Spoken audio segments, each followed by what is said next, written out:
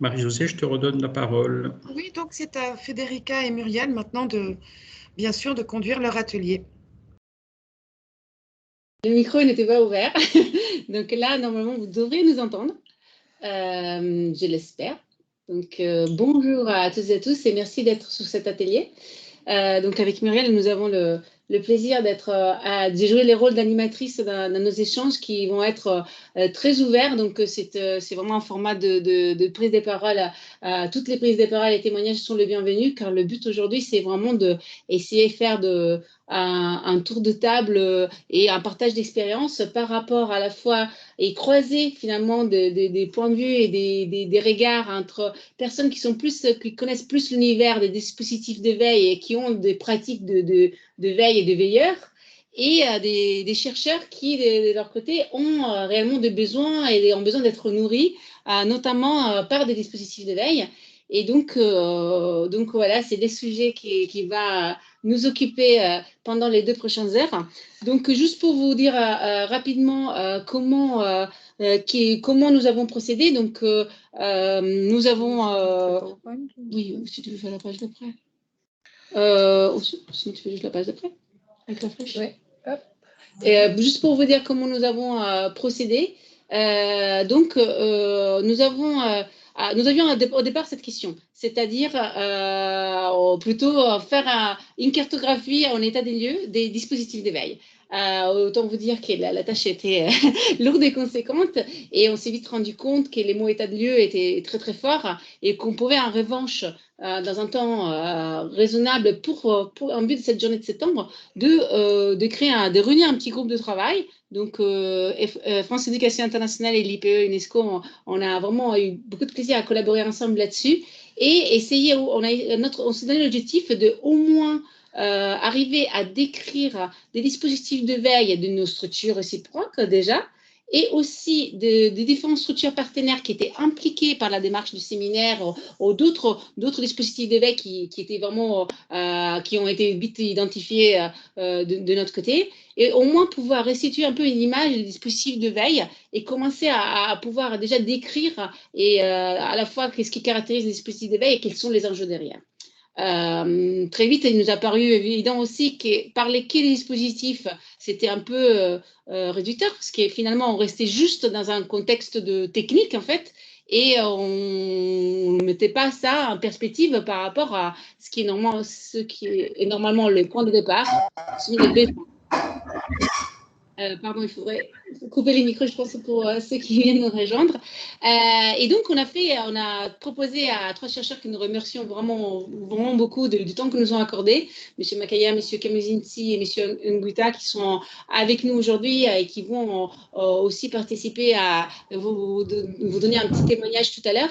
Et on a fait des entretiens pour essayer de discuter avec des chercheurs pour essayer de comprendre un peu plus leurs besoins et ainsi de suite, et essayer de creuser un peu le sujet. Ça a donné un document préliminaire que nous avons transféré il y a quelques jours et qui est notre point de départ pour aujourd'hui. Et donc, je laisse la parole à Muriel. Bonjour à tous, très heureuse d'être avec vous également cet après-midi. Donc effectivement, moi je vous engage aussi à regarder ce document si vous n'avez pas encore eu l'occasion de le faire, qui vous a été envoyé et qui fait effectivement un peu la synthèse de ce travail préparatoire à l'atelier. Ceux qui n'ont pas eu le temps de le lire, ne vous en faites pas. L'objectif de la très courte présentation qu'on va faire et qu'on va couper en 3 parties, c'est justement de partager avec vous un peu les conclusions et de partir en fait de ces conclusions pour ouvrir la discussion dans le cadre de cet atelier. Donc, comme Federica vous l'a dit, donc on a réalisé ce travail un peu d'entretien avec à la fois les veilleurs d'un côté et les chercheurs de l'autre, avec 3 objectifs particuliers qui vont être aussi un peu les 3 objectifs de la réunion d'aujourd'hui, autour desquels on a structuré le temps. Premièrement, c'est déjà de faire un peu un tour d'horizon de l'existant, puisque bien sûr des veilles en matière d'éducation, de recherche en éducation, et qui inclut, pas forcément exclusivement, mais en tous les cas qui couvrent l'Afrique francophone, elles existent, il y en a un certain nombre. Donc l'idée, c'est déjà de faire un peu un tour d'horizon des veilles en question, de voir leurs différentes caractéristiques, les différences qui existent entre elles et en gros ce qui est disponible.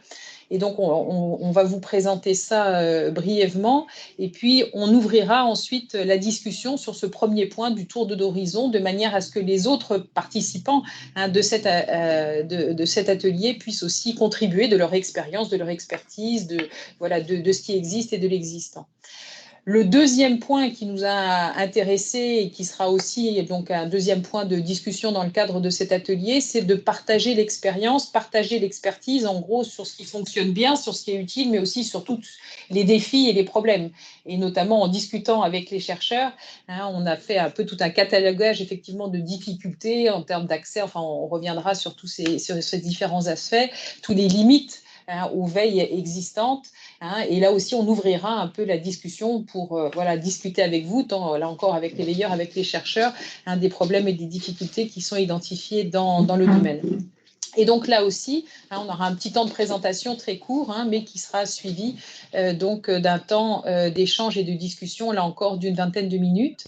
Et puis, le troisième point, c'est d'avoir une vision plus prospective et aussi de formuler un certain nombre de propositions tournées par l'avenir, puisque ce qu'on a compris dans l'organisation de cet atelier, c'est avec aussi l'idée qu'il y ait potentiellement un suivi et donc de formuler un certain nombre de propositions, de recommandations à l'issue de cet atelier.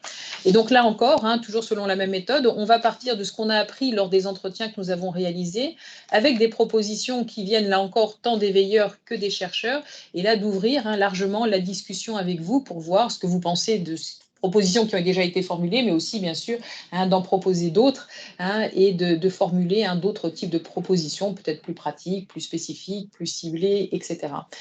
Et donc, voilà, donc c'est la manière dont cet atelier a été conçu et donc et qui est aussi reflété dans la composition des différentes personnes qui vont intervenir et des différentes personnes qui participent à cet atelier, avec à la fois des veilleurs, qui sont vraiment des spécialistes de la veille, qui travaillent et qui ont l'expérience de la veille sur le plan technique, mais aussi sur le plan de la pratique, et puis les chercheurs qui sont ceux qui sont les utilisateurs directs de l'information. Et donc, on va commencer donc avec le premier point, donc un peu avec un premier tour d'horizon de l'existant.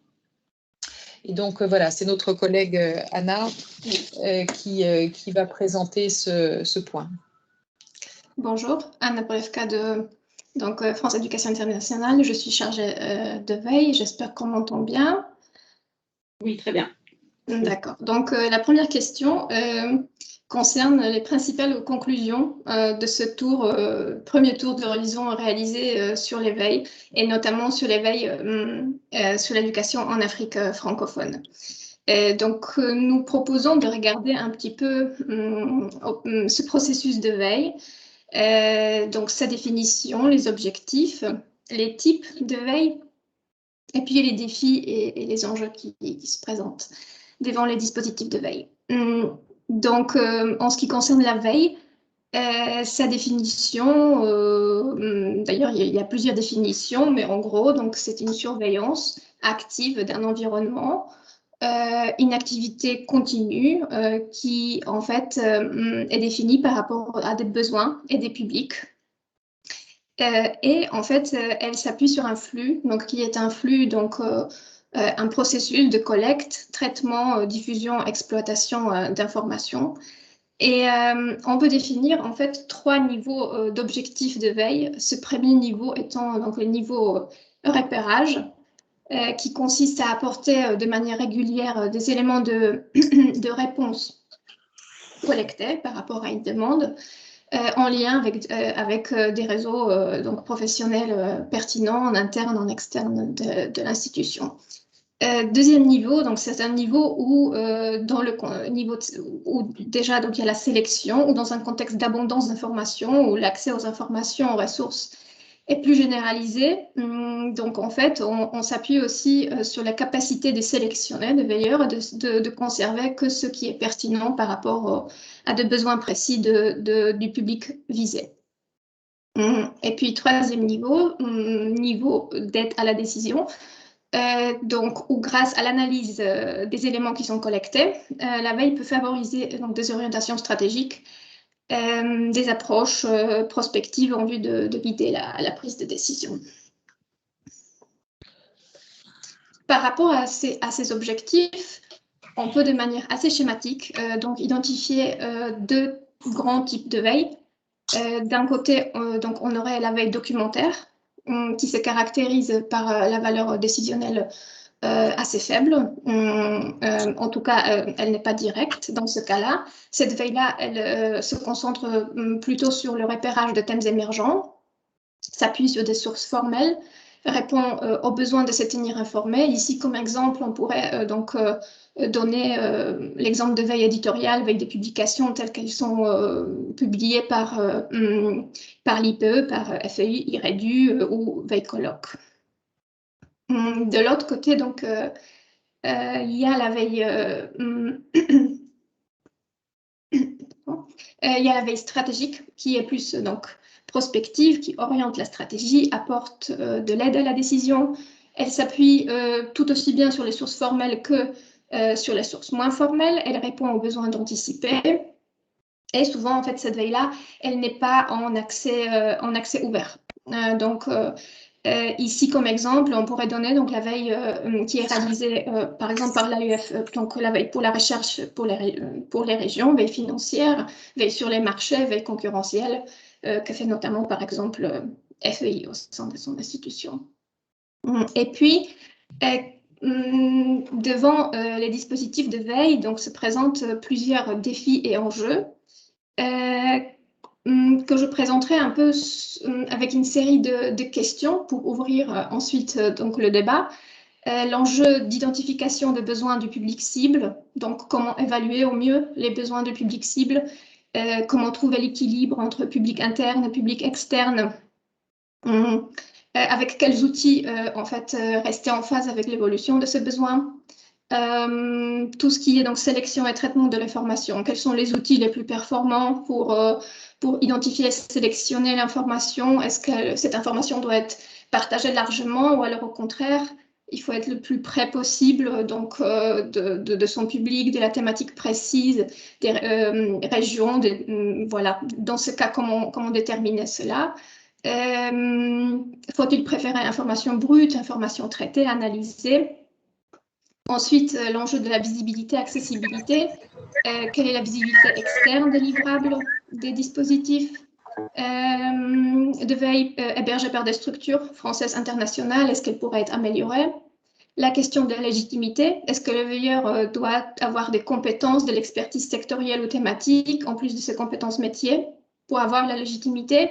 Et comment il peut prendre en compte les besoins des chercheurs, décideurs ou praticiens pour offrir un service plus pertinent? La question de la perception du rôle du veilleur, de son utilité. Donc, cette perception par sa hiérarchie, par les décideurs. Est-ce que le métier de veilleur et ses fonctions sont-ils suffisamment connus, reconnus? Donc là, on pense à sa position au sein de l'institution, le temps qu'il a pour consacrer à l'activité de veille, etc.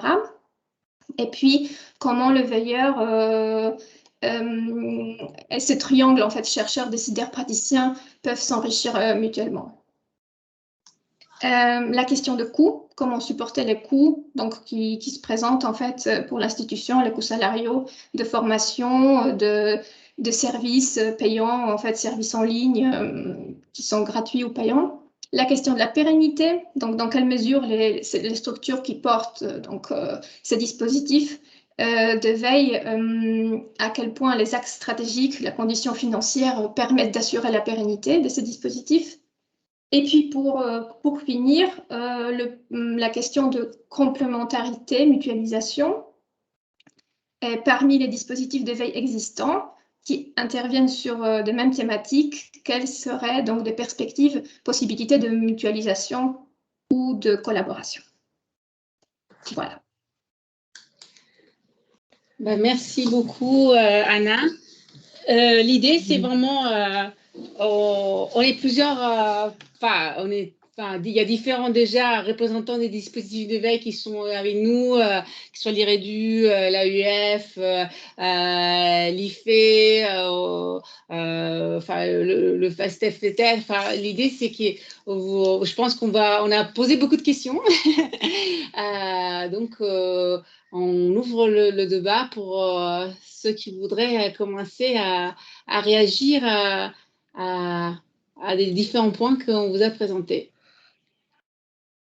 Et peut-être en se centrant sur l'état des lieux notamment, parce qu'on sera amené à revenir aussi sur les problèmes et les difficultés et les défis dans la partie suivante, mais déjà un peu sur cette question un peu de l'état des lieux de l'existant et des différents types de veille. Voilà.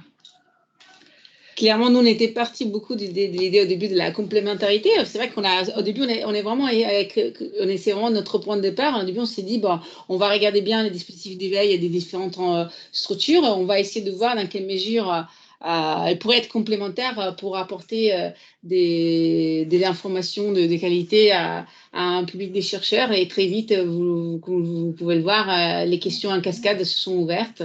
Donc, est-ce qu'il y a, par exemple, des représentants des personnes qui portent des dispositifs d'éveil ont envie de faire un témoignage par rapport à ce que nous avons décrit?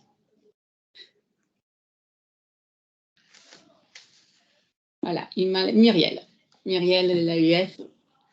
Oui, bonjour à tous. Juste pour lancer le débat, hein, vous avez très bien planté le décor.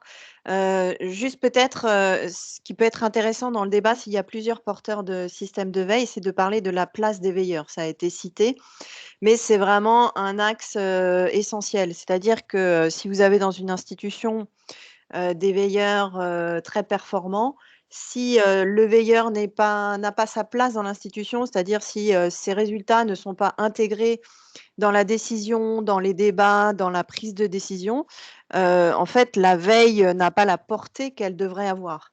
Donc, ça, c'est une vraie problématique qu'on a au sein de l'AUF. On a des veilleurs qui produisent des résultats et ces résultats ne vont pas forcément jusqu'où ils devraient aller et ne sont pas forcément pris en compte comme ils devraient l'être, ce qui est tout à fait aussi logique, hein. Les systèmes de veille mettent du temps à se mettre en place et j'ai envie de dire aussi, il n'y a pas que les preneurs de décision, il y a aussi les responsables de projets qui mènent des projets qui peuvent s'alimenter avec la veille, qui devraient aussi avoir une sorte de réflexe d'aller vers le veilleur pour leur demander une observation de l'environnement, les projets déjà existants, les partenaires ou les financeurs qui pourraient être identifiés.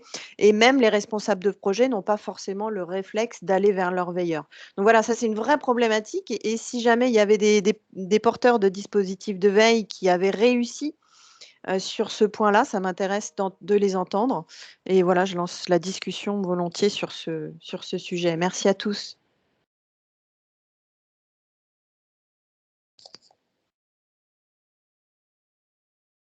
Monsieur Béziat, vous avez lavé la main. Je vais vous donner la parole. Oui, merci. Merci. Donc, oui, merci pour la présentation. Je suis assez convaincu que les outils de veille sont des outils fondamentaux, nécessaires dans les pratiques de recherche. J'avais une question, je crois, qui recoupe en partie les préoccupations de l'intervention précédente. Est-ce que, alors, c'est le cas, on parle de qualité pour les articles, pour la production, etc. Donc, on tient des revues aussi qui sont évaluées, etc. Est-ce que les dispositifs de veille sont dotés de moyens d'évaluation qui permettent un petit peu d'avoir une mesure ou une conscience de l'impact qu'ils ont auprès de l'activité des chercheurs? C'est-à-dire que le veilleur peut veiller, s'il est seul à veiller, c'est problématique. Et donc, est-ce qu'on a les moyens de savoir effectivement le degré d'usage en fait de ces outils-là par la communauté de chercheurs?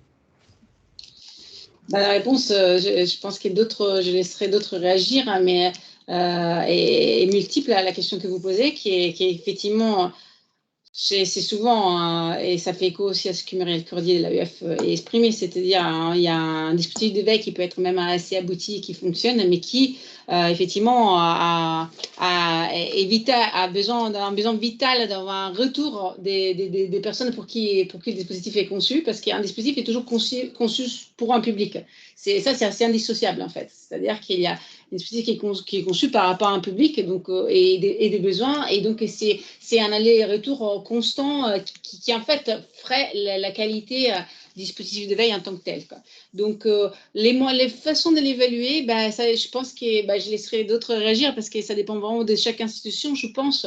Nous, par exemple, si je peux prendre les cas de France Éducation Internationale, si ce sont des dispositifs internes, c'est effectivement c'est la proximité avec les personnes qui l'utilisent qui permet cette évaluation et cet ajustement, par exemple, à des thématiques d'intérêt, d'orientation.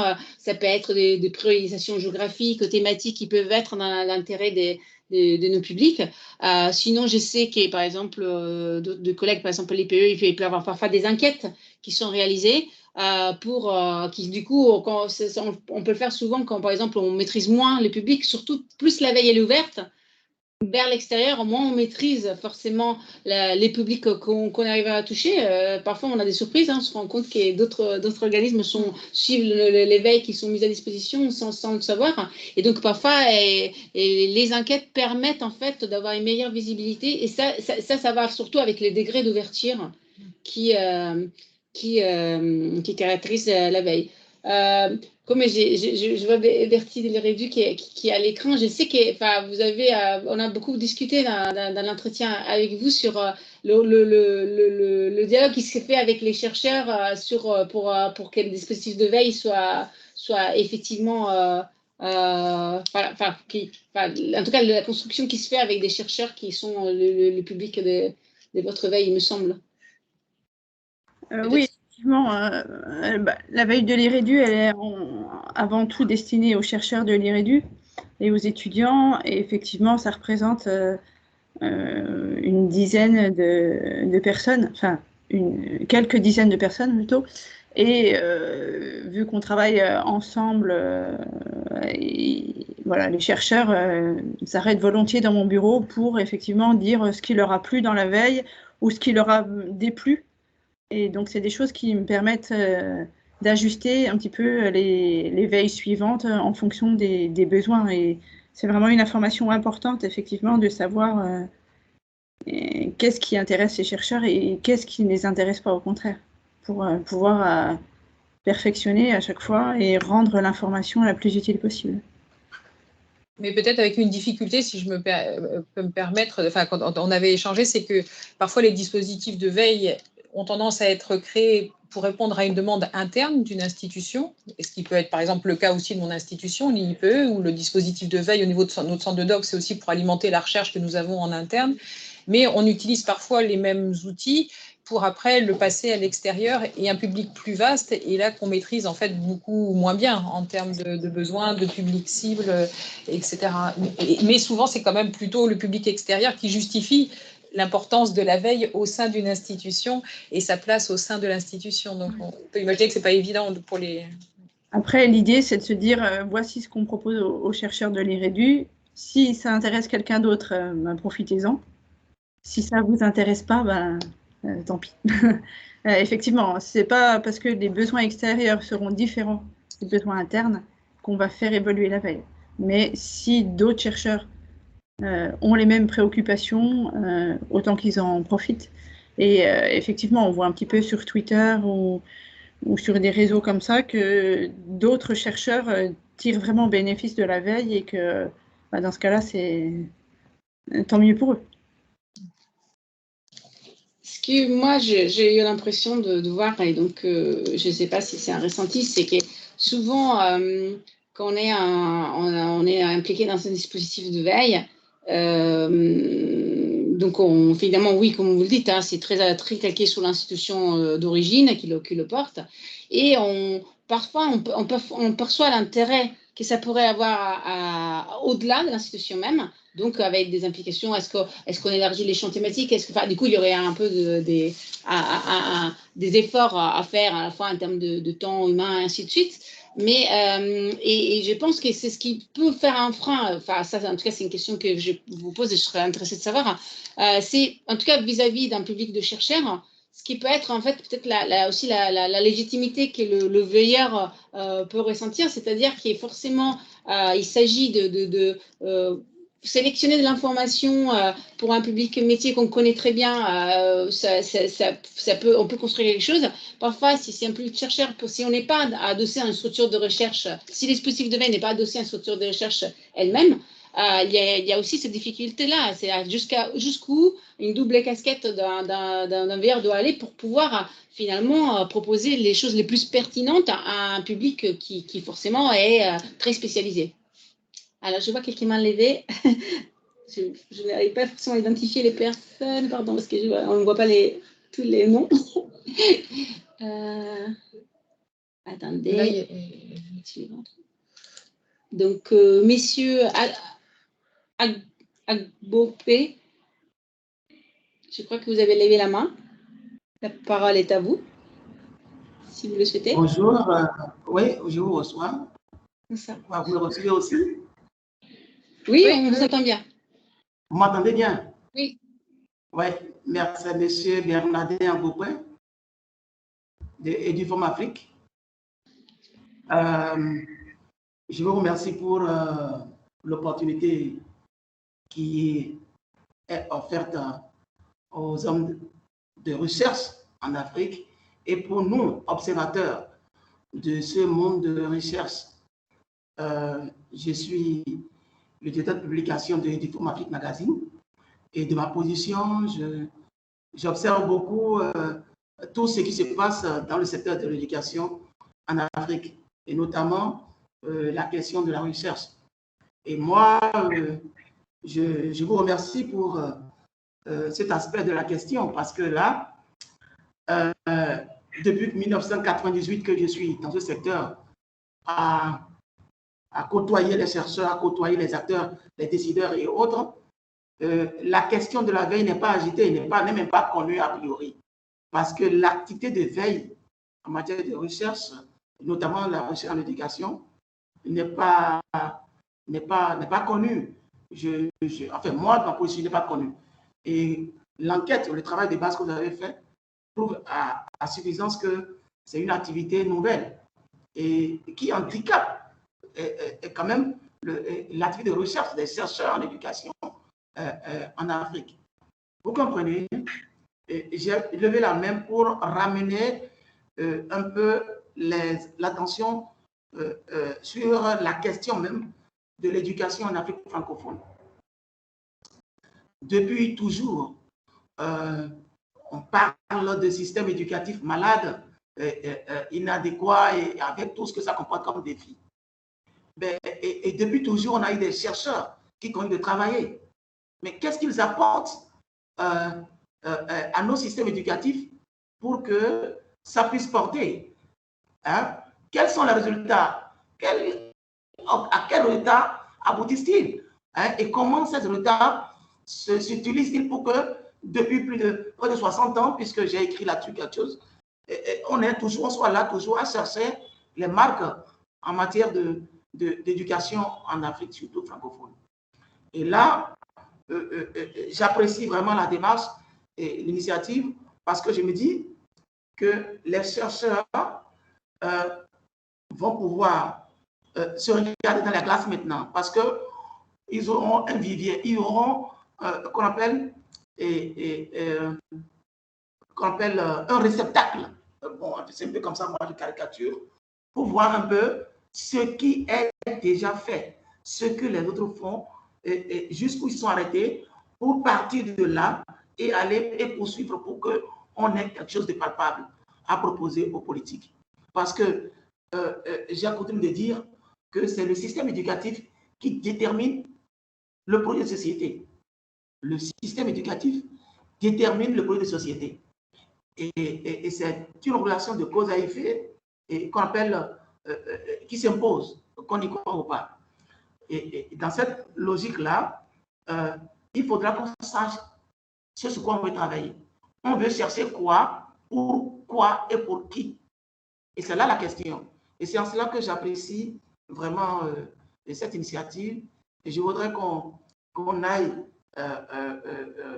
vraiment jusqu'au niveau des perspectives, jusque-là. On va voir un peu quelle approche on pourra retenir pour que les chercheurs en Afrique sachent quoi chercher pour un système éducatif véritablement au service du développement de l'Afrique. Voilà ma préoccupation pour le moment. Merci beaucoup. Ça fait une bonne transition sur la question 2, je crois, sauf s'il y a d'autres personnes qui veulent s'exprimer en réaction à cette première question. Sinon, on passe sur la question suivante qui porte plutôt sur les besoins en termes de matière de veille. Donc, est-ce que les personnes qui ont levé la main pourraient la baisser pour qu'on se rende compte s'il y a des nouvelles nouveaux souhaits des prises de parole? Alors, il y a une nouvelle main qui s'est levée. Donc, M. Bassionneau, je crois. Oui, c'est exact. Merci beaucoup. Bonsoir à tout le monde. Je suis de l'Université Norbert Zongo, de l'École normale supérieure de Koudougou. Et votre présentation m'a vraiment touché parce que c'est pour moi une question de luxe.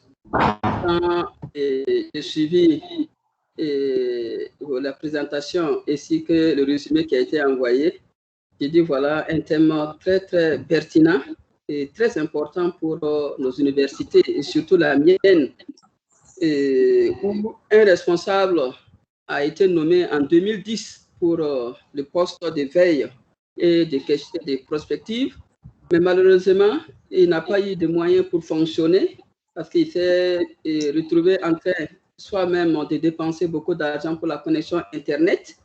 Et les quelques produits qu'il trouve aussi n'est pas valorisé, ben, il a fini lui-même par abandonner le bureau, si bien qu'aujourd'hui, la question est très pertinente. Il s'agit de comprendre ce que c'est.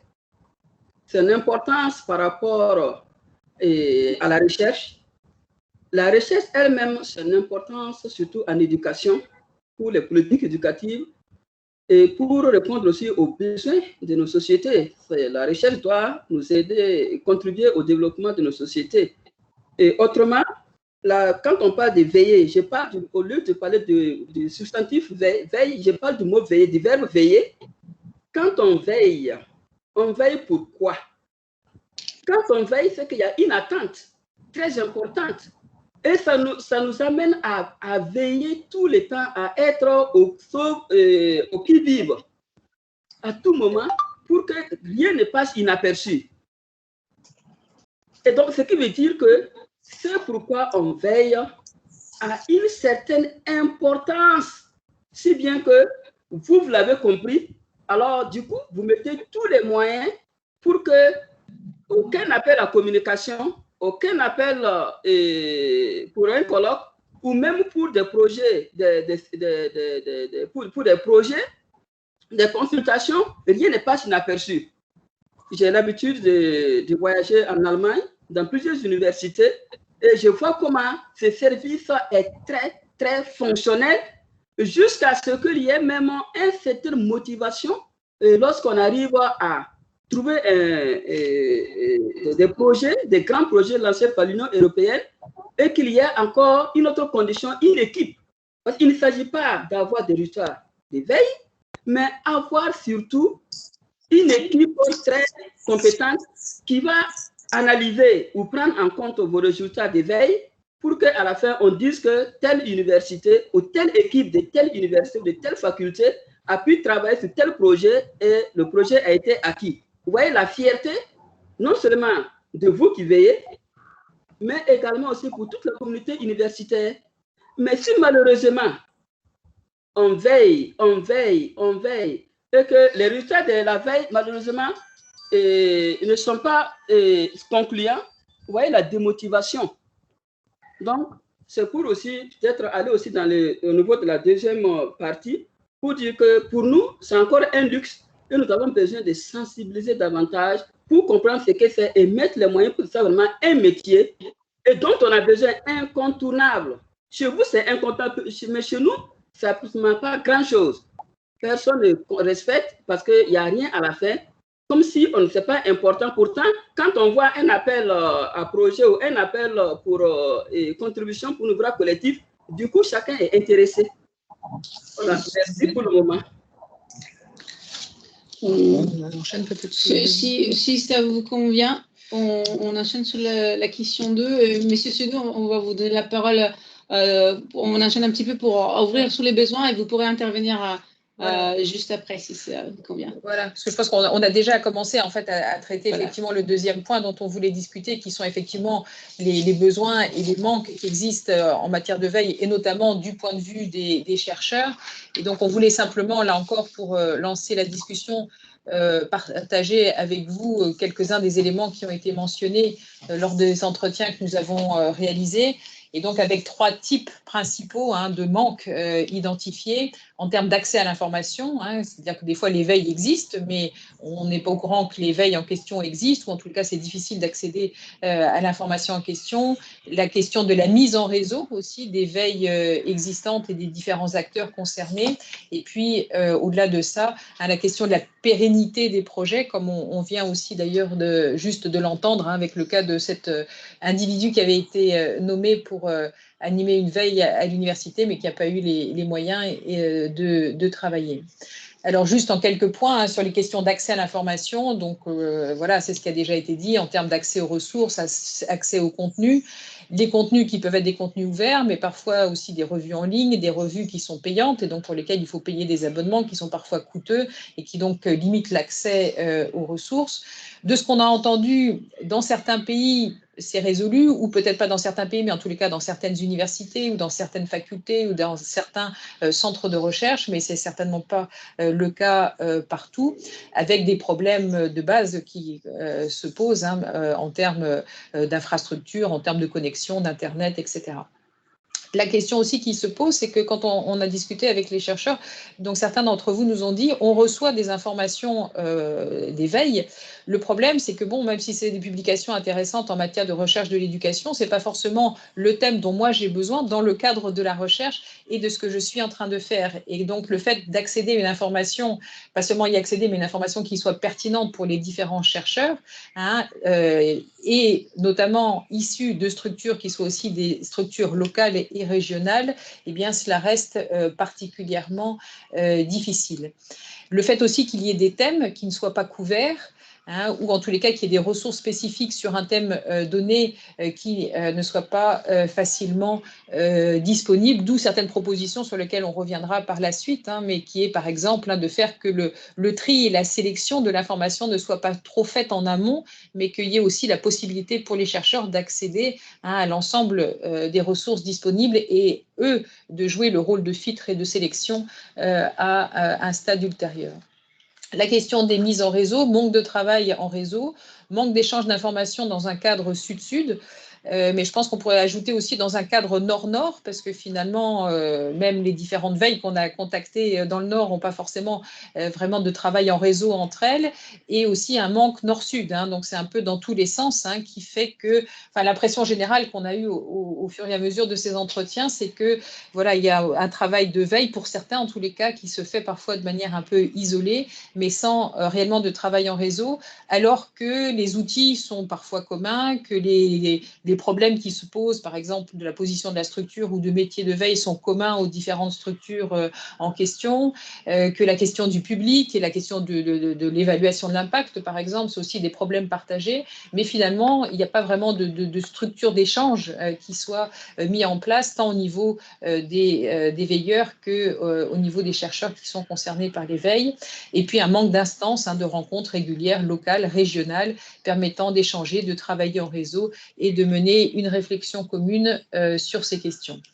Et puis le financement, on en a déjà parlé, des projets ponctuels à court, à moyen terme, avec l'absence de cadre permanent, d'une équipe, d'un service dédié, formé et d'outils adaptés aussi au sein d'un certain nombre de structures. Voilà, donc juste quelques éléments à partager avec vous pour poursuivre effectivement cette discussion.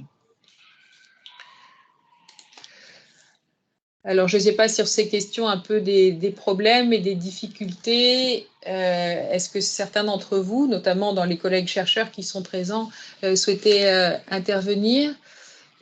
Je vois que là, on a une main levée ici. C'est M. Sédou qui avait déjà levé la main. Oui, M. Sédou, vous aviez lancé la main avant que ma petite présentation.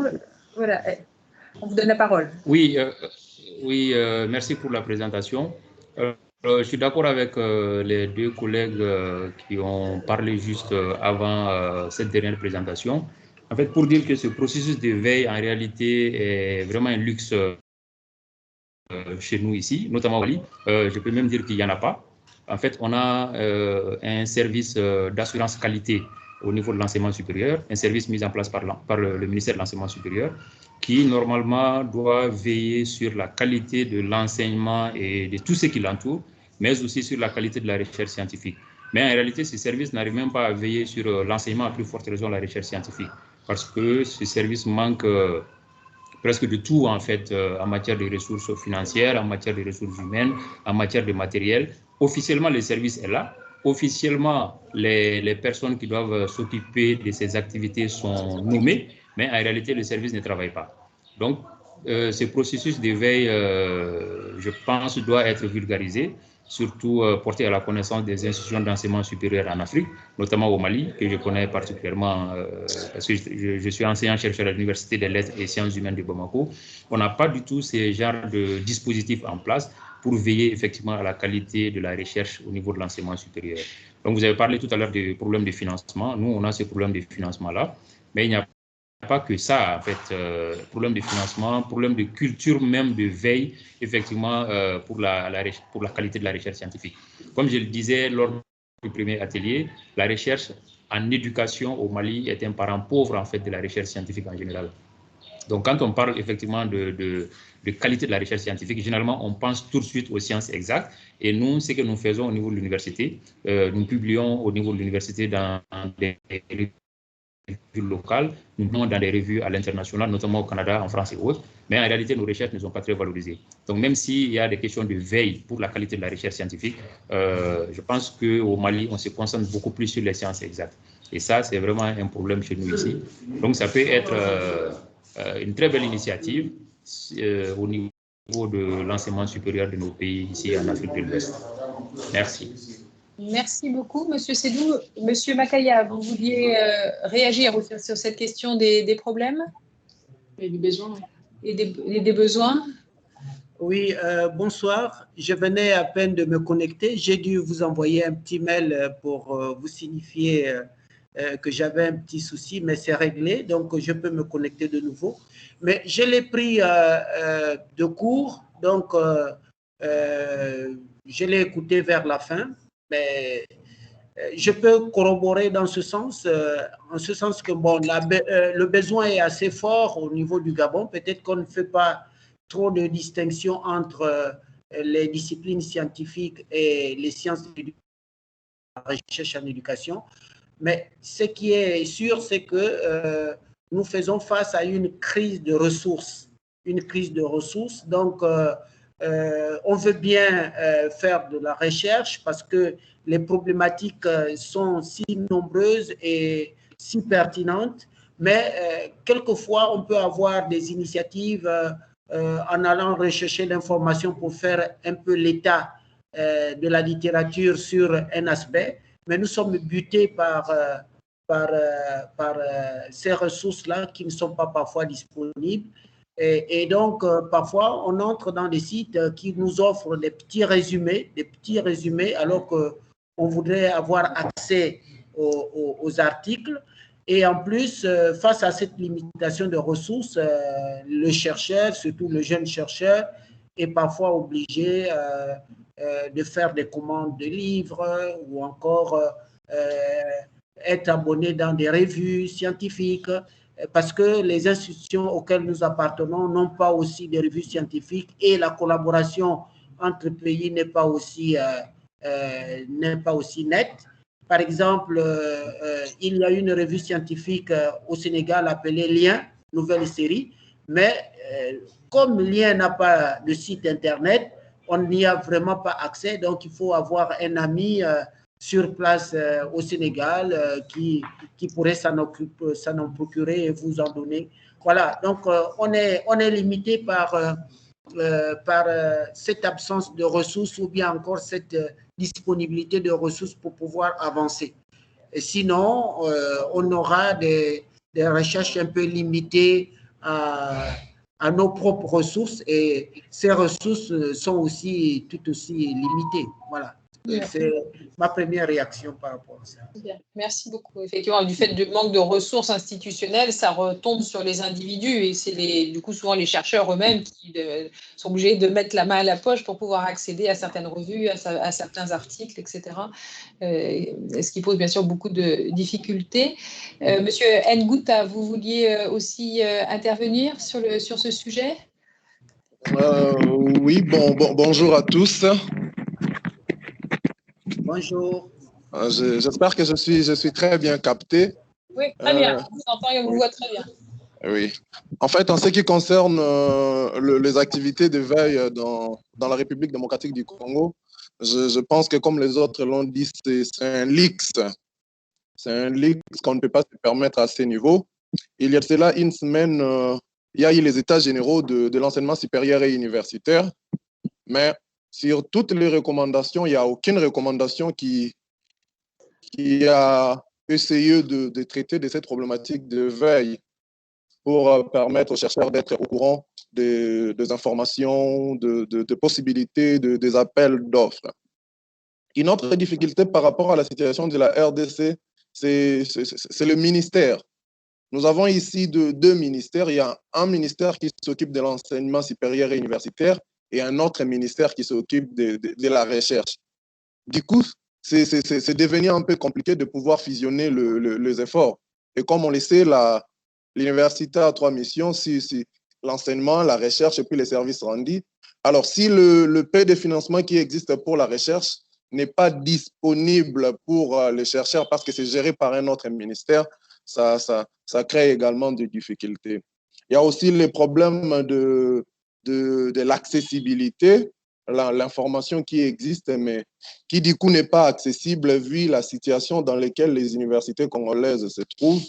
Nos universités ont certes des revues, mais malheureusement, ces revues n'ont presque pas de sites. Ce qui fait que même s'il y a des informations qui pouvaient être facilement disponibles, du coup, on ne sait pas avoir des informations même dans la capitale. Donc, ce qui se fait, par exemple, entre des universités qui se situent à quelques mètres n'est pas connu. Et donc, ça complique. Alors, à cela, il y a aussi le financement qui pose problème. Ici, la recherche, en fait, est prise en charge par l'individu dans sa totalité. Donc, si vous êtes chercheur et qu'il faut avoir des possibilités, vous êtes obligé de tout prendre en charge. Seul un pourcentage minime, et alors minime, de chercheurs bénéficient de bourses, des opportunités de coopération. Et ils ont l'avantage d'avoir des accès avec des revues en ligne, ce qui n'est pas le cas pour la majorité des chercheurs. Du coup, la motivation pour pouvoir entreprendre des recherches en éducation empathie. Mais seulement aussi le plus grand problème dans le contexte de la RDC, c'est même l'image que les sciences de l'éducation véhiculent. Donc, si partout peut-être les sciences de l'éducation attirent, ici l'éducation, c'est pratiquement, comme l'a dit un intervenant, le parent pauvre. Vous allez retrouver dans les écoles secondaires, il y a des options à caractère pédagogique, il y a un grand flux d'élèves. Mais lorsqu'ils arrivent au niveau de l'université, tous, disons la majorité, plus de 90% s'orientent ailleurs. C'est cet imaginaire de l'éducation qui fait qu'aujourd'hui, on a même des difficultés. Donc, il y a le problème de ressources, il y a le problème de connexion entre les différentes universités qui existent sur place. Et à cela aussi, il y a aussi un problème de gouvernance. Je pense que de gouvernance au niveau des différents établissements d'enseignement supérieur et universitaire, parce que les activités de veille peuvent facilement être reliées par les sites des universités, mais nos sites ne sont pas en jour. Nos revues que nous publions n'ont pas de portail et tout ça, du coup, rend la situation beaucoup plus compliquée pour les jeunes chercheurs qui n'ont pas d'accès aux publications internationales. Voilà en fait quelques éléments, mon intervention par rapport à ces premiers points. Merci beaucoup, Monsieur Ngouta, et aussi de mentionner effectivement la question de la valorisation des sciences de l'éducation aussi au sein de l'université, qui joue un rôle important pour être aussi en capacité de mobiliser les ressources nécessaires pour développer ce type d'outils. Et ce serait intéressant dans ce cadre peut-être d'écouter Monsieur Ibrahima, qui doit être avec nous, voilà, Monsieur Sako, voilà, qui est de la FASTEF, pour nous donner peut-être pas seulement le point de vue du chercheur, mais aussi de la faculté, là, et de prendre l'optique de l'université sur ces questions. Merci beaucoup. Merci. Donc, bonjour à tout le monde. Je m'associe vraiment aux communicants pour un peu manifester mon expérience en tant qu'enseignant-chercheur dans une faculté des sciences de l'éducation. Pour dire que nous avons besoin de ça parce que très souvent, dans le cadre des encadrements que nous faisons au niveau de nos étudiants, nous remarquons qu'il y a des difficultés pour les orienter vers justement des publications dans le domaine dans lequel vraiment ils ont des thématiques très précises et qui demandent justement de la recherche pointue dans ces domaines-là. Donc ça, c'est un élément très important. L'autre élément important, c'est que souvent aussi, on fait partie des comités scientifiques, des revues. Et il arrive souvent qu'on reçoive des articles et qu'on voit que dans la bibliographie, c'est des auteurs classiques, très souvent anciens de 20 ans, de 30 ans, qui rendent compte un peu des difficultés de l'auteur à pouvoir se procurer justement les nouvelles découvertes ou en tout cas recherches dans le domaine. Très souvent, très déconnectés de la réalité. Et ce qui pose un peu aujourd'hui, justement, ce qui montre l'importance de cette thématique-là que vous posez là. Donc, de par l'expérience, on voit qu'il y a quand même ces difficultés-là. Ici, au niveau de la FASTEF, il faut le dire que au niveau de l'accuse, je ne sais pas si on pourrait appeler ça veille, au niveau de l'accuse, quand même, de façon périodique, on publie une liste de recherche, de publications en sciences de l'éducation. Et très souvent même, il arrive qu'on fasse la différence entre l'administration de l'éducation, l'évaluation, les politiques éducatives, l'éducation comparée. Donc, il y a quand même un effort qui se fait, mais dans le cadre de la chaire UNESCO, pour ceux qui connaissent un peu la FASTEF, dans le cadre de la chaire UNESCO, moi, il arrive souvent que je reçoive une liste de publications dans ce domaine-là. Au niveau de l'UCAD, de façon générale, ils ont aussi un service communication qui souvent, même si on ne peut pas appeler ça de façon, en cas, de façon institutionnelle, on ne peut pas appeler ça veille, il y a quand même des efforts de rendre compte des publications de certains collègues dans certains domaines. Maintenant, le problème, c'est que souvent, ça arrive de partout, comme on est tous connectés à une université, on reçoit des informations sur des publications en histoire, sur des publications en sciences du langage, sur des publications en médecine, sur des publications en agriculture.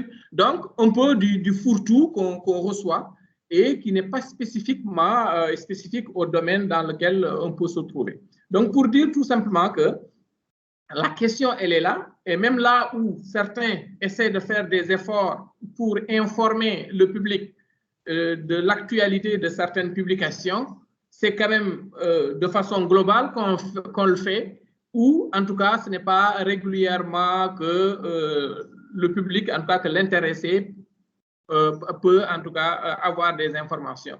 Pour mon expérience, moi, ce que je vois au niveau du CRIFPE, au Canada, donc au niveau du CRIFPE, il y a ce qu'ils appellent veille scientifique, donc de façon très régulière, on envoie la liste des publications, mais très souvent au Canada, hein, et un peu en France ou en Belgique, mais rarement en Afrique, parce que peut-être qu'ils ne sont pas informés de ces publications-là qui se font aussi au niveau africain. Et je pense que les collègues l'ont dit tout à l'heure, Makaya, même si on a des revues africaines au niveau justement de nos sciences d'éducation, c'est des revues qui généralement ne sont pas encore en ligne. Et très souvent, les publications, et ça aussi il faut le dire pour le dénoncer, parce que tout simplement, il n'y a pas de dialogue entre la pratique, les décideurs politiques et la recherche, ce dialogue-là n'est pas encore huilé. Et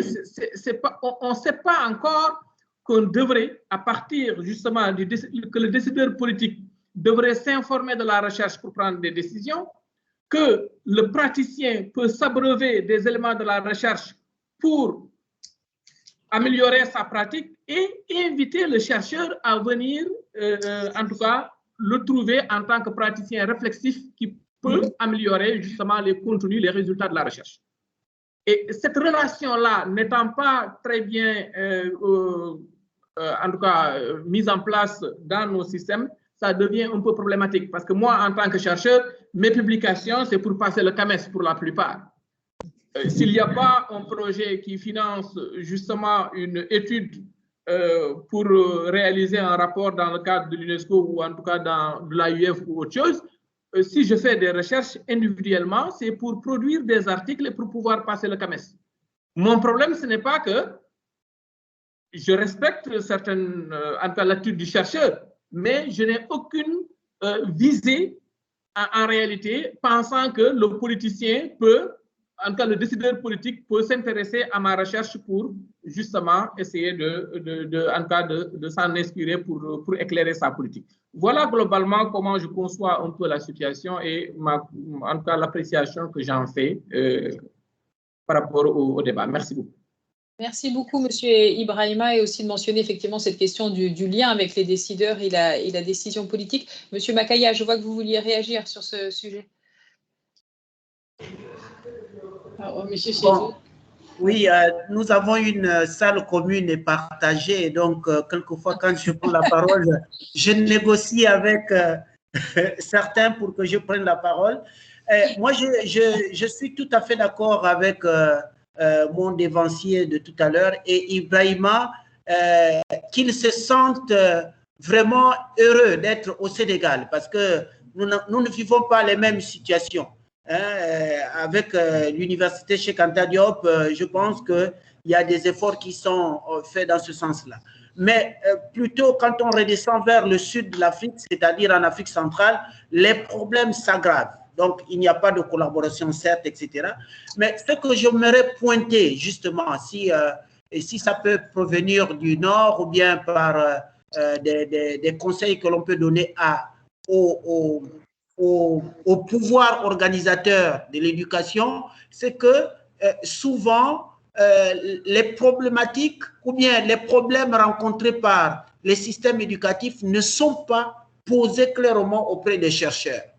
Et je pense que les ministères de l'éducation, surtout de l'éducation de base, parce que c'est crucial, l'éducation de base, devraient soulever ces problèmes et financer des recherches dans ce sens. Et comme ça, il y a une sorte de collaboration, comme l'a dit Ibrahima, une collaboration entre chercheurs et ministère de l'Éducation. Et là, la recherche a du sens, en ce sens que les résultats de la recherche vont servir pour améliorer le système éducatif. Par exemple, pour le Gabon, nous avons eu la chance d'avoir un ministre de l'Éducation nationale qui est par ailleurs enseignant-chercheur. Et à un moment, on a basculé l'année dernière à cause de la COVID-19, on a basculé sur l'organisation en quadrimestre et finalement, on est revenu sur le trimestre. Mais comme il y a eu de très bons résultats sur le quadrimestre, il voudrait bien qu'il y ait une recherche documentée pour voir les effets du quadrimestre sur le bien-être des élèves et sur les performances. Et ça, c'est une commande qui est une commande propre à l'éducation nationale qui devrait servir pour les chercheurs et puis financer. Mais la question du financement se pose justement. Très bien, merci beaucoup Monsieur Makaya. Effectivement, ce qui pose la question en gros de la place des sciences de l'éducation, pas seulement au sein de l'université, mais aussi d'un peu de sa visibilité, du fait de son lien avec la décision et les décideurs et de son utilisation par le pouvoir politique.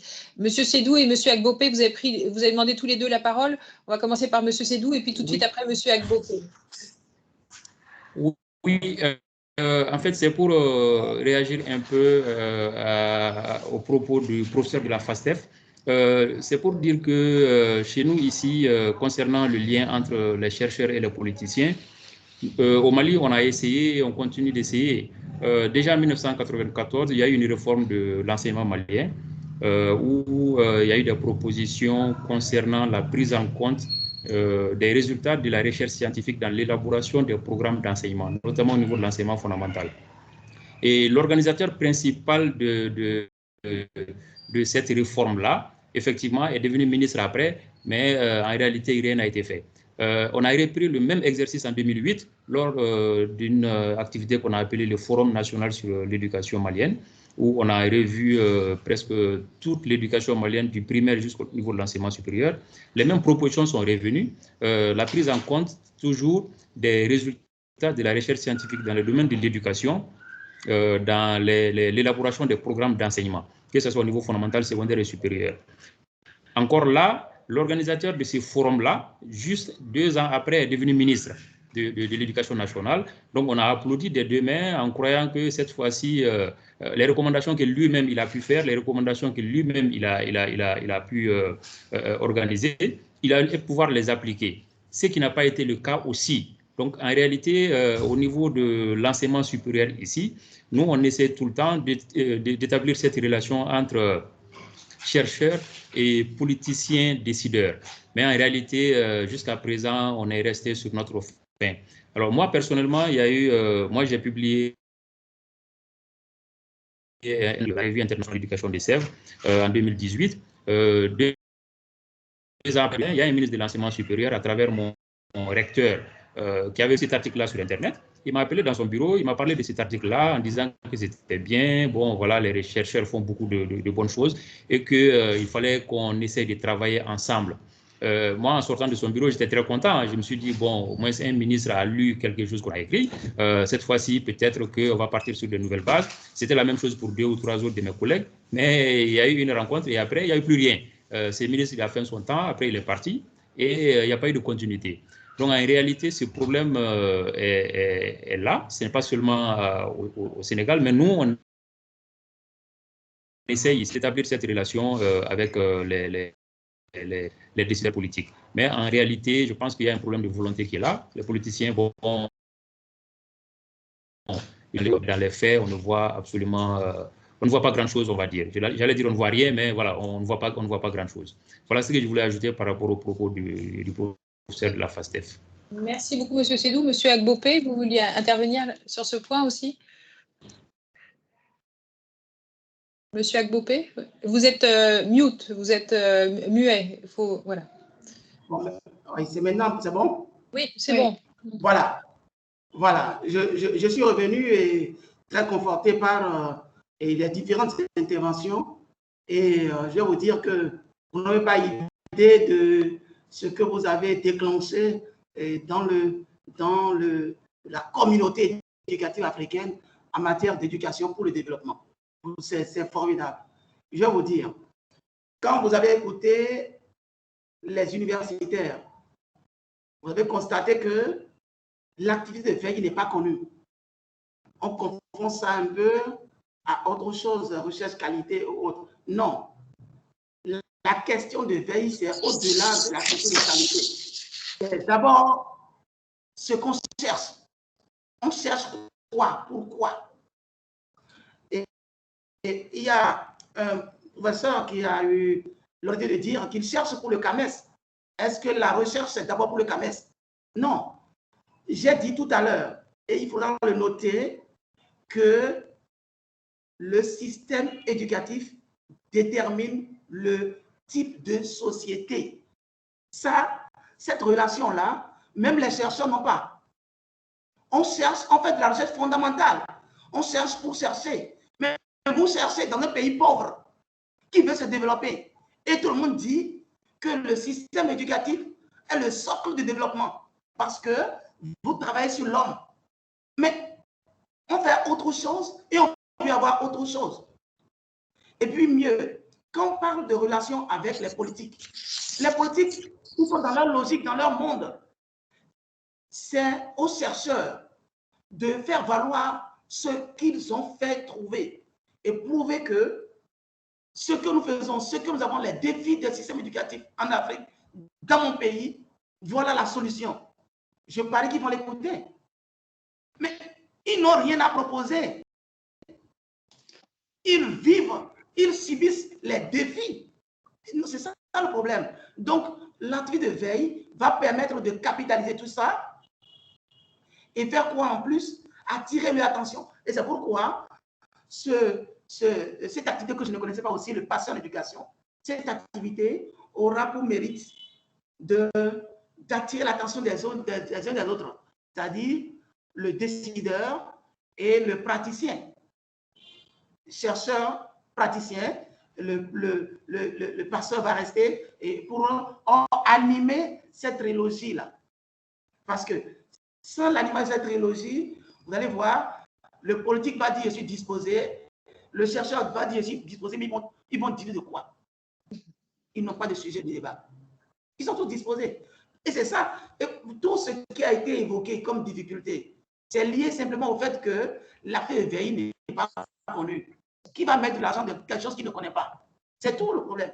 C'est pourquoi je dis, cet atelier-là et ce processus, si ça va à terme et que ça se pérennise, de toute façon, vous allez voir que les hommes politiques vont adhérer parce qu'ils n'ont pas le choix. Vous voyez, nous avons 10 et 15 candidats pour différents types de sociétés, mais pour un système éducatif unique ou inconnu. Mais comment vous voulez faire un type de société sans un système éducatif qui va avec? Le système éducatif détermine le type de projet de société. C'est formel, ça. Vous ne pouvez pas faire de la démocratie en formant des autocrates.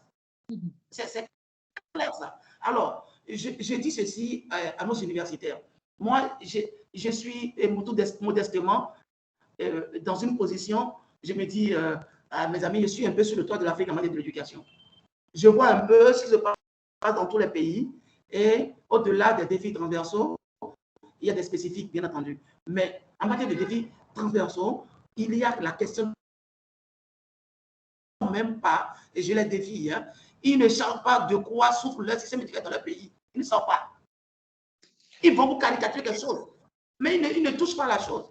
Et si parce qu'ils se touchaient, ils allaient proposer de la justice. Merci beaucoup, Monsieur Agbopé. Voilà, merci beaucoup, Monsieur Agbopé, pour cette intervention.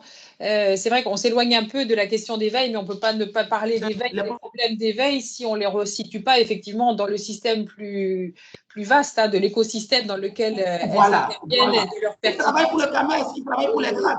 Et voilà, l'utilisation potentielle et dans quel but. Sinon, effectivement, tous les problèmes qu'on a identifiés, qui sont très pratiques, trouveront difficilement de solutions. Donc, merci beaucoup. Ce que je vous propose, c'est qu'on prend juste 2 dernières interventions sur ce point, parce qu'il faut qu'on garde du temps pour un peu les propositions, les recommandations, qui sera la dernière partie. Mais il y avait 2 d'entre vous qui voulaient prendre la parole. Monsieur Kamounzi Zinzi, Monsieur Thiam et Monsieur Chevalier. Et Monsieur Thiam, voilà. Si vous pouvez intervenir, en recentrant, on a bien compris hein, toute cette question qui est fondamentale, effectivement, de lien avec le pouvoir politique et les décideurs, et voilà dans quel écosystème se place l'éveil. Mais si vous pouvez revenir un peu aussi sur notre sujet. On vous écoute, Monsieur Kamounzi. Merci beaucoup. Si vous m'entendez? Oui, très bien, très bien. Voilà, merci beaucoup. Donc, j'ai suivi avec attention le débat, la présentation, et je salue au passage Makaya, que je connais en Belgique. Donc, moi, en revenant sur le besoin, moi, je pense que quand on est en Afrique, il est très facile de recevoir des informations sur l'état de la recherche, sur les débats qui se passe en Amérique, qui se passe dans d'autres continents, que ce qui se passe à côté de chez nous. Par exemple, je suis au Rwanda, mais si pour avoir l'information sur ce qui se passe au Burundi, au Congo, sur les débats qu'il y a là, c'est toute une problématique. Et moi, je pense que vous avez très bien discuté la question de veille à l'échelle interne, à l'échelle de l'institution. C'est plus problématique. Parfois, il n'y a pas du personnel et parfois, les gens n'utilisent pas l'information. Mais il y a des choses, moi, je pense, qui peuvent fonctionner. Par exemple, la mise en place d'une plateforme, une plateforme, on va dire, web, hein, où on peut facilement retrouver les recherches qui ont été produites en Afrique. Je pense que ça ne coûte pas beaucoup, donc ça permettrait d'organiser l'information sur l'état de la recherche en Afrique, et ça permettrait d'indiquer aux décideurs, aux chercheurs, là où ils peuvent trouver des informations gratuites. Je pense que chaque fois que l'on produit un article, on est autorisé à même si c'est dans une revue américaine ou française, on est autorisé à le mettre sur son web. Si cette plateforme existe, je pense déjà qu'on peut trouver une place où on trouve la recherche. Deuxièmement, nous l'avons dit, j'étais content de retrouver mes propos dans le résumé que vous avez donné. La mise en réseau des chercheurs et des décideurs en Afrique, il faut quand même qu'il y ait des gens qui lancent de temps en temps le débat sur la même plateforme pour dire, voilà, il y a une thématique très cruciale en Afrique sur l'éducation pour tous, sur la qualité de l'éducation, sur l'introduction de nouvelles technologies de l'information.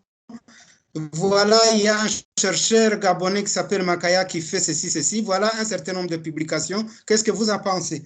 Donc, ça permettrait aussi à ce que cette plateforme puisse être active. Maintenant, le troisième élément, ça pourrait être comment organiser des espaces de rencontre entre chercheurs et décideurs. Moi, je pense que si ces trois éléments sont faits, on pourrait rattraper le retard. Parce que même les informations sur l'état de recherche produites par les revues francophones ou les revues françaises, moi, je les obtiens parce que je ne les obtiens que dans les revues où j'ai publié, parce qu'ils m'envoient chaque fois les nouveaux numéros. Je ne sais pas si j'ai été clair. Claire nous a dit qu'il ne faut pas dépasser 3 minutes, mais je pense que ça permettrait énormément de résoudre des problèmes à l'échelle supranationale, je veux dire. Et effectivement, la plateforme dont vous avez parlé, ça fait écho à ce qu'on a entendu précédemment, qu'il existe un certain nombre de revues qui sont publiées dans différents pays par différentes universités, centres de recherche, mais qui ne trouvent pas de débouchés parce qu'il n'y a pas cet accès à Internet. Et que donc déjà toute cette source d'information et de documentation qui existe, en facilitant sa mise en ligne, ça bénéficierait effectivement à beaucoup de chercheurs dans les pays considérés, mais aussi dans d'autres pays. Monsieur Thiam, voilà, si vous pouvez intervenir là-dessus, et puis après, on va passer peut-être à... Oui, merci beaucoup de me donner la parole. Moi, je pense que c'est vraiment intéressant ce que le collègue de tout à l'heure a proposé, parce que justement, moi, je suis directeur de la revue Lien, mais j'ai pu constater effectivement que les chercheurs ne se connaissent même pas. On est dans le même domaine et on s'ignore. Ça, c'est un fait. On voit souvent des articles qui traitent le même domaine, et qui sont dans le même pays, dans le même contexte, mais qui au niveau de la bibliographie s'ignorent. Ça, c'est un problème, je pense qu'il faut résoudre le plus rapidement possible. Et pour le faire, c'est bien de mettre en place un dispositif qui permettrait, par exemple une plateforme qui permettrait de mettre en réseau l'ensemble des chercheurs dans le domaine des sciences de l'éducation. Oui, la multiplication de ces genres de sciences comme nous avons aujourd'hui, ces genres de rencontres autour des thématiques qui réunissent l'ensemble des chercheurs serait également bienvenue pour permettre aux chercheurs de brasser un peu des éléments de savoir. Le troisième élément, et on le sait très bien, nous sommes en Afrique et la plupart des pays ont des préoccupations qui ne sont pas toujours des préoccupations axées sur l'éducation. Je pense que ce serait bien de valoriser la recherche. Et pour valoriser la recherche, il falloir mettre en place un dispositif de distinction des grands chercheurs, d'accord, pour leur permettre de mieux vulgariser leur recherche, d'encourager certaines thématiques.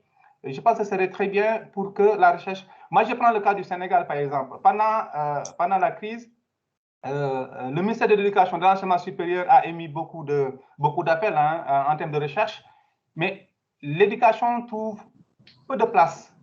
C'est la médecine, c'est l'économie, c'est la nature, c'est l'environnement, etc. Mais l'éducation trouve une place vraiment mineure par rapport à tout un système. Et on l'a dit tout à l'heure, l'éducation, c'est le fondement du développement. Et je pense arriver à faire en sorte de faire comprendre effectivement que la recherche est importante, il y a de très bons résultats qui peuvent impacter le développement d'un pays. Ce serait bien de valoriser les chercheurs, de valoriser la recherche en tant que telle, de faire en sorte qu'il y ait une promotion de ces chercheurs-là. Mais pour conclure, je mets l'accent sur ce dispositif qu'on mettrait en place, à savoir une plateforme qui permettrait de brasser l'ensemble des savoirs qui sont créés en Afrique et par les Africains pour permettre un peu d'articuler, de croiser, de conjuguer, parce que justement, si la recherche est détachée, s'il y a des cloisons entre les chercheurs dans le même domaine, il n'y a pas forcément de bons résultats. Je vous redonne la parole. Merci beaucoup. Oui, merci beaucoup, monsieur Thiam, sur ces deux aspects, y compris effectivement la valorisation. Alors, je sais pas si c'est les meilleurs chercheurs ou par exemple de certains chercheurs sur la base de publications qui sont jugées comme particulièrement intéressantes et utiles pour l'ensemble de la communauté éducative à un moment donné. Ce serait intéressant effectivement de réfléchir à ça. Monsieur Chevalier, on vous donne le dernier mot avant de passer aux recommandations et propositions. Très vite. Si l'idéal est de publier dans des revues en ligne pour pouvoir être repéré partout, il existe, je voudrais signaler qu'il existe des plateformes privées comme ResearchGate ou publiques comme HAL sur lesquelles on peut déposer des travaux qui ont été rédigés il y a quelques années, donc pour lesquels l'auteur a récupéré les droits et qui peuvent être publiés, des travaux sous format papier qui peuvent être mis en ligne. La deuxième chose que je voudrais signaler, et là on est un peu plus dans plus proche de l'idée de la veille, c'est que le répertoire des thèses concernant les recherches en éducation en Afrique, ce répertoire des thèses en ligne vient d'être actualisé et il peut être consulté. Alors bien sûr, ce ne sont que les thèses, pas les autres travaux, mais il y a des milliers de références. Je vais mettre dans le clavarlage, dans le chat, les références de cette base. Voilà, c'est tout. Je vous laisse continuer. Excusez, c'était une brève intervention. Non, c'est très utile. Et effectivement, le lien, par exemple, vers cette base de thèse, certainement, serait très utile à circuler en termes d'information au sein d'un réseau, effectivement, constitué autour de ces questions de sens de l'éducation, ou effectivement des plateformes qui sont déjà existantes ou des travaux de recherche qui sont sortis pourraient être mis en ligne. C'est aussi un type d'information qui serait très utile, je suis sûre, à circuler au sein d'un tel réseau.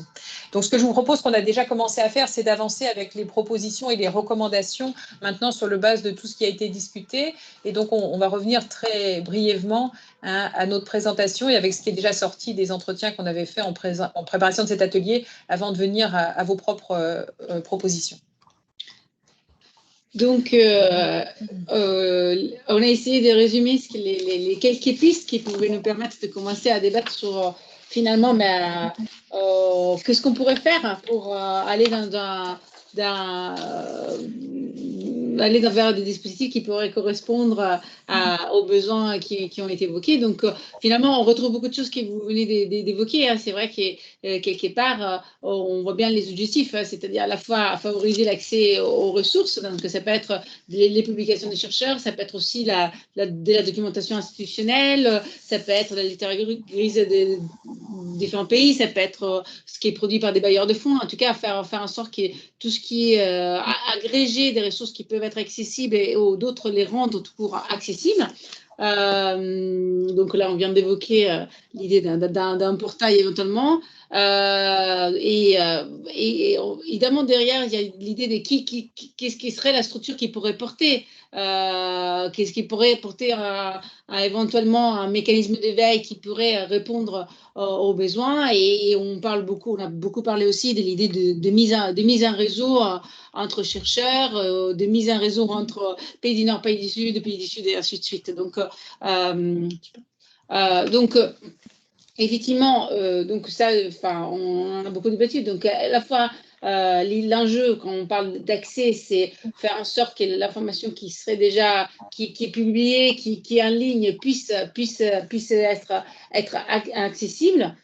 Parfois, ça veut dire mettre en ligne des choses qui aujourd'hui ne le sont pas aussi forcément, ce qui ressort aussi vos différentes interventions. Travailler aussi sur le fait que tout cela, qu'est-ce qui existe soit éventuellement plus visible, plus facile à découvrir. On s'est beaucoup posé la question entre des différents organismes qui portent des dispositifs d'éveil, jusqu'où on devait se remettre en question sur le fait que des choses que nous faisions n'étaient peut-être pas suffisamment visibles et peut-être repérables par des publics qui pourraient être concernés. Et donc, effectivement, aussi communiquer aussi mieux sur ce qui éventuellement existe et qui pourrait, sans trop de difficultés, être partagé de façon plus large.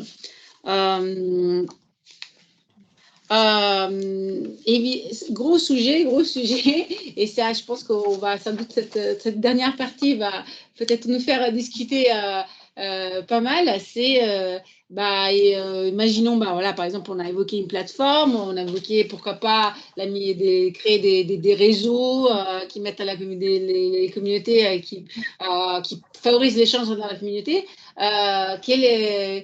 Qui on met derrière. C'est souvent quand même un des gros sujets qui est très lié aussi à la fois le fait d'avoir des financements en amont, mais à la pérennité, parce que parfois on peut avoir des financements courts qui permettent de mettre une chose en œuvre, mais après la pérennité se joue sur le fait qu'il y a finalement des équipes derrière, un travail qui est réalisé pour faire en sorte qu'il y ait des dispositifs, par exemple une plateforme, on va tous les jours, honnêtement, enfin en tout cas dans notre quotidien, je pense, des plateformes qui sont créées et qui perdent un peu de dynamisme dans le temps, qui disparaissent dans le temps. L'idée derrière, c'est surtout que plus on trouve une structure qui peut fédérer derrière, plus on peut aller dans un sens de pérennité. Donc différentes pistes. Est-ce qu'il faut créer une structure de facto? Est-ce qu'on exploite plus des réseaux éventuellement qui seraient déjà existants, mais en les mettant davantage en lien? Est-ce qu'il faut des structures qui sont déjà existantes et qui ont déjà des activités de ce type-là, leur adosser des nouvelles orientations d'éveil, et évidemment aussi avoir peut-être des partenariats avec des supports. Donc on a mis le terme de médias spécialisés, mais donc ça peut être d'autres portails qui peuvent quelque part faire aussi en sorte de toucher un public dont vous avez tous parlé, qui sont les décideurs politiques. Et donc, sans doute une piste d'action, c'est effectivement ce qu'on essaie avec très modestement aujourd'hui de faire, c'est créer les conditions de l'échange et de la rencontre. Donc, on voit bien que c'est le point de départ indispensable pour quelque part pouvoir aller dans une démarche de construction. Donc certains d'entre vous ont évoqué le fait d'organiser plus de colloques, associer davantage les chercheurs nord-sud. Là, on touche aussi à d'autres sujets qui sont traités par d'autres ateliers de cette journée. Clairement, il y a beaucoup de sujets qui sont communs, essayer d'avoir des rencontres qui soient fréquentes. Et le dernier point, c'est peut-être un aspect plus technique, mais qui est ressorti des échanges, qui parfois il y a des choses qui, comme vous disiez tout à l'heure, qui peuvent être existantes, mais il suffit que ce soit à quelques kilomètres à côté et on n'en a pas connaissance. Donc c'est aussi parfois des enjeux d'interconnecter des systèmes qui existent et ça tourne autour de cette idée de mise en réseau. Donc, c'est un peu, ça ouvre un peu la dernière partie et qui nous amènera vers un peu les conclusions de cet atelier. C'est essayer d'avoir un peu un débat sur finalement, voilà, quelles pistes on pourrait prioriser, par exemple, dans tout ce qui était évoqué, quelles seraient des perspectives éventuelles en termes des structures qui pourraient le porter, et ainsi de suite. Monsieur Kamuzinski, on avait beaucoup parlé ensemble de ces sujets. Alors, vous l'avez déjà un peu évoqué dans votre intervention. Je ne sais pas si vous voulez compléter ultérieurement les propos que vous avez déjà un peu présentés. Avec cette idée de plateforme, par exemple, qu'est-ce qu'on pourrait y trouver sur cette plateforme? Donc, des publications, est-ce que d'autres choses pourraient venir enrichir une plateforme éventuelle? Et quelle pourrait être la modalité d'une structure porteuse aussi. Merci. Oui, voilà, donc, vous avez bien ajouté les modalités. Une plateforme ne peut exister que s'il y a une structure et tout un réseau du personnel derrière qui se charge d'alimenter. Mais moi, je prenais l'expérience parce que je suis à cheval entre le monde anglophone et francophone vu l'état de notre système éducatif. Donc, dans le monde anglophone, par exemple, nous avons au moins ce que nous appelons African Online Journals. Et plus ou moins tous les chercheurs qui sont suffisamment informés vont sur ces sites pour essayer d'identifier des recherches, je dis au niveau des recherches publiées en contexte africain sur différents domaines. Et si une telle structure existait pour les publications en éducation, je ne crois pas que ce soit quelque chose qui nécessite vraiment des moyens très lourds, mais il faut nécessairement des pionniers pour le faire. C'était ça.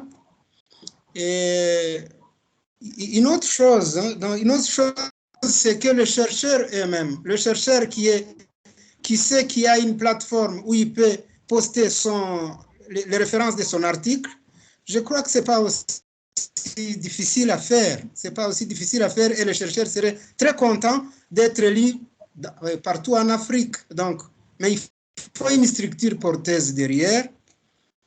Et c'est nécessairement, si c'est une université africaine, ça risque de prendre beaucoup de temps à cause des ressources, mais s'il y a une structure intergouvernementale ou plutôt interuniversitaire, je pensais à l'OIF, je ne sais pas, je parle à haute voix, mais qui commencerait quelque chose, je ne voudrais pas être critique, mais si on voit l'accès à l'information publiée en anglais comparativement à l'accès à l'information publiée dans le monde francophone, franchement, il y a quand même une très, très grande différence. Même à l'échelle africaine. Donc, c'est par ces expériences-là, des petites expériences que je me suis dit, pourquoi ne pas profiter de ce forum pour lancer ces idées. Merci. Merci à vous. Il y a une main, alors, je sais pas, il y a des mains levées, mais je ne sais pas si ce sont des restes d'interventions précédentes. Alors, donc, je ne voudrais pas léser à la prise des paroles. Et du coup, je donne la parole à chaque fois aux nouveaux qui lèvent la main. Donc, n'hésitez pas, si vous ne souhaitez pas intervenir, de baisser votre main. Il me semble, alors, Emmanuel, je vois juste votre prénom. Emmanuel, vous avez levé la main. Oui. Alors, c'est Emmanuel Oiseau. Merci de me passer la parole. Alors, moi, je voulais revenir un peu sur ce que M. Chevalier a évoqué. Je remercie M. Chevalier d'avoir évoqué justement ce travail sur les thèses que nous avons fait au niveau de l'Université de Paris. Et je trouve que, justement, les thèses, malheureusement, j'ai l'impression qu'ils ne sont pas trop valorisés. Peut-être parce qu'on estime que quand on parle de recherche, ce n'est pas dans les thèses qu'on va les trouver. Pourtant, c'est au moins 3 ans de recherche quand même. Et il y a une rigueur scientifique qu'il y a derrière. Et moi, justement, en faisant ce travail avec l'AUF sur le répertoire des thèses, je me suis rendu compte qu'il y a une énorme mine dans les thèses. Et je pense que les chercheurs en Afrique francophone, d'ailleurs, gagneraient beaucoup à regarder ces recherches-là qui sont faites par des jeunes chercheurs. Et je trouve que l'initiative qui a été portée par l'AUF, c'est c'est un bon début. Et déjà, je pense que ne serait-ce qu'à ce niveau-là, ça permet déjà de mutualiser, ne serait-ce qu'au niveau des thèses, les ressources par rapport aux différents champs de l'éducation. Et nous avons justement l'ambition de continuer dans ce sens-là. Nous avons actualisé la base. La base de départ, il y avait 1667 thèses. Là, nous venons de l'actualiser. Il y en a une centaine encore de plus. Et donc, l'idée, c'est vraiment de créer des répertoires régionaux. Comme ça, les chercheurs des régions ne seront pas noyés par une tonne d'informations. On peut aller juste dans leur région et voir ce qui se passe là dans la région. Et on compte aller plus loin d'ailleurs, prendre contact avec ces différents docteurs-là qui, nous pensons, pour la plupart, sont déjà en poste, prendre contact avec eux et puis leur parler de la base et puis créer des contacts entre les chercheurs qui travaillent sur les mêmes champs thématiques, par exemple. Ça aussi, c'est une idée que nous sommes en train de nourrir. Donc, il y a beaucoup de choses qui peuvent se faire, oui, sur les thèses, mais au-delà des thèses, sur les articles et sur autres choses aussi. Donc, je pense qu'il y a des choses qui peuvent se faire comme ça à des niveaux régionaux qui peuvent être très intéressants à enrichir. Voilà, merci. Merci beaucoup. Monsieur Makaya, je crois que vous avez levé la main. La parole est à vous. Il faut activer le micro, on ne vous entend pas. S'il vous plaît. Super. Bon, je négocie. Oui. Bon, en fait, je voulais intervenir sur un aspect, l'aspect lié à la recherche de sens dans nos recherches. Comment faire en sorte que les thématiques de recherche puissent intéresser un certain nombre de pays parce que nous vivons les mêmes problématiques. Et là, ce qui serait intéressant, c'est d'avoir ce regard croisé des chercheurs sur un même thème, comme dans le fonctionnement de l'ADME, par exemple, l'ADME Afrique, où on trouverait des chercheurs d'Afrique centrale qui qui vont se pencher sur la thématique de l'échec scolaire, par exemple. Qu'est-ce qui fait que, par exemple, dans les pays d'Afrique noire francophone, qu'il y ait un fort taux d'échec? Et on a ce regard croisé entre pays et la production qui viendrait de là, ce serait une production assez riche, partagée par toute la communauté. Et comme ça, le problème est traité sous différents aspects. Et se dire aussi, rester chercheur en éducation, c'est s'enfermer aussi. C'est s'enfermer aussi. Mais comment faire en sorte que les chercheurs en sciences d'éducation puissent intégrer dans leur équipe des anthropologues, des sociologues, voilà, des psychologues, pour mieux cerner voilà, la problématique posée. Il me semble que ce sont des pistes-là qu'il faut davantage explorer, parce que souvent, quand on est de loin, on publie un article, on prend un point de vue de l'autre, on essaie un peu de voir comment ça marche.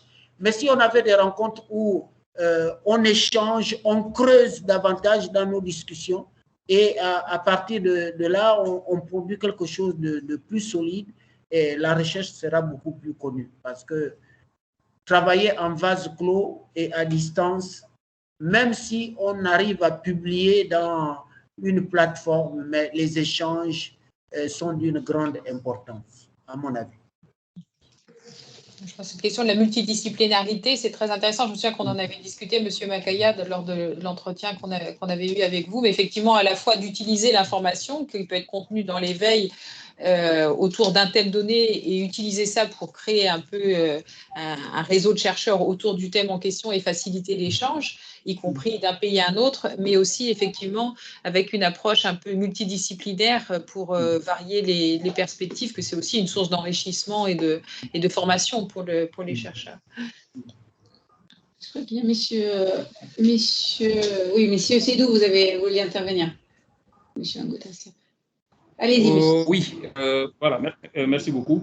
Je pense que beaucoup de choses sont déjà résumées dans les perspectives que vous avez envisagées, que vous avez projetées. Il faut vraiment instaurer une culture de veille chez nous ici, parce que nous n'avons pas du tout cette culture, comme je le disais. C'est quelque chose de nouveau pour nous. On est encore à un stade embryonnaire à travers la recherche de l'assurance qualité. Il faut travailler peut-être à donner, comme le disait le professeur Makaya, à donner du sens à la recherche. C'est-à-dire que nous ici, on ne publie que pour augmenter en grade. Par exemple, si on publie, c'est pour aller au CAMES, pour passer maître assistant, maître de conférence, ainsi de suite.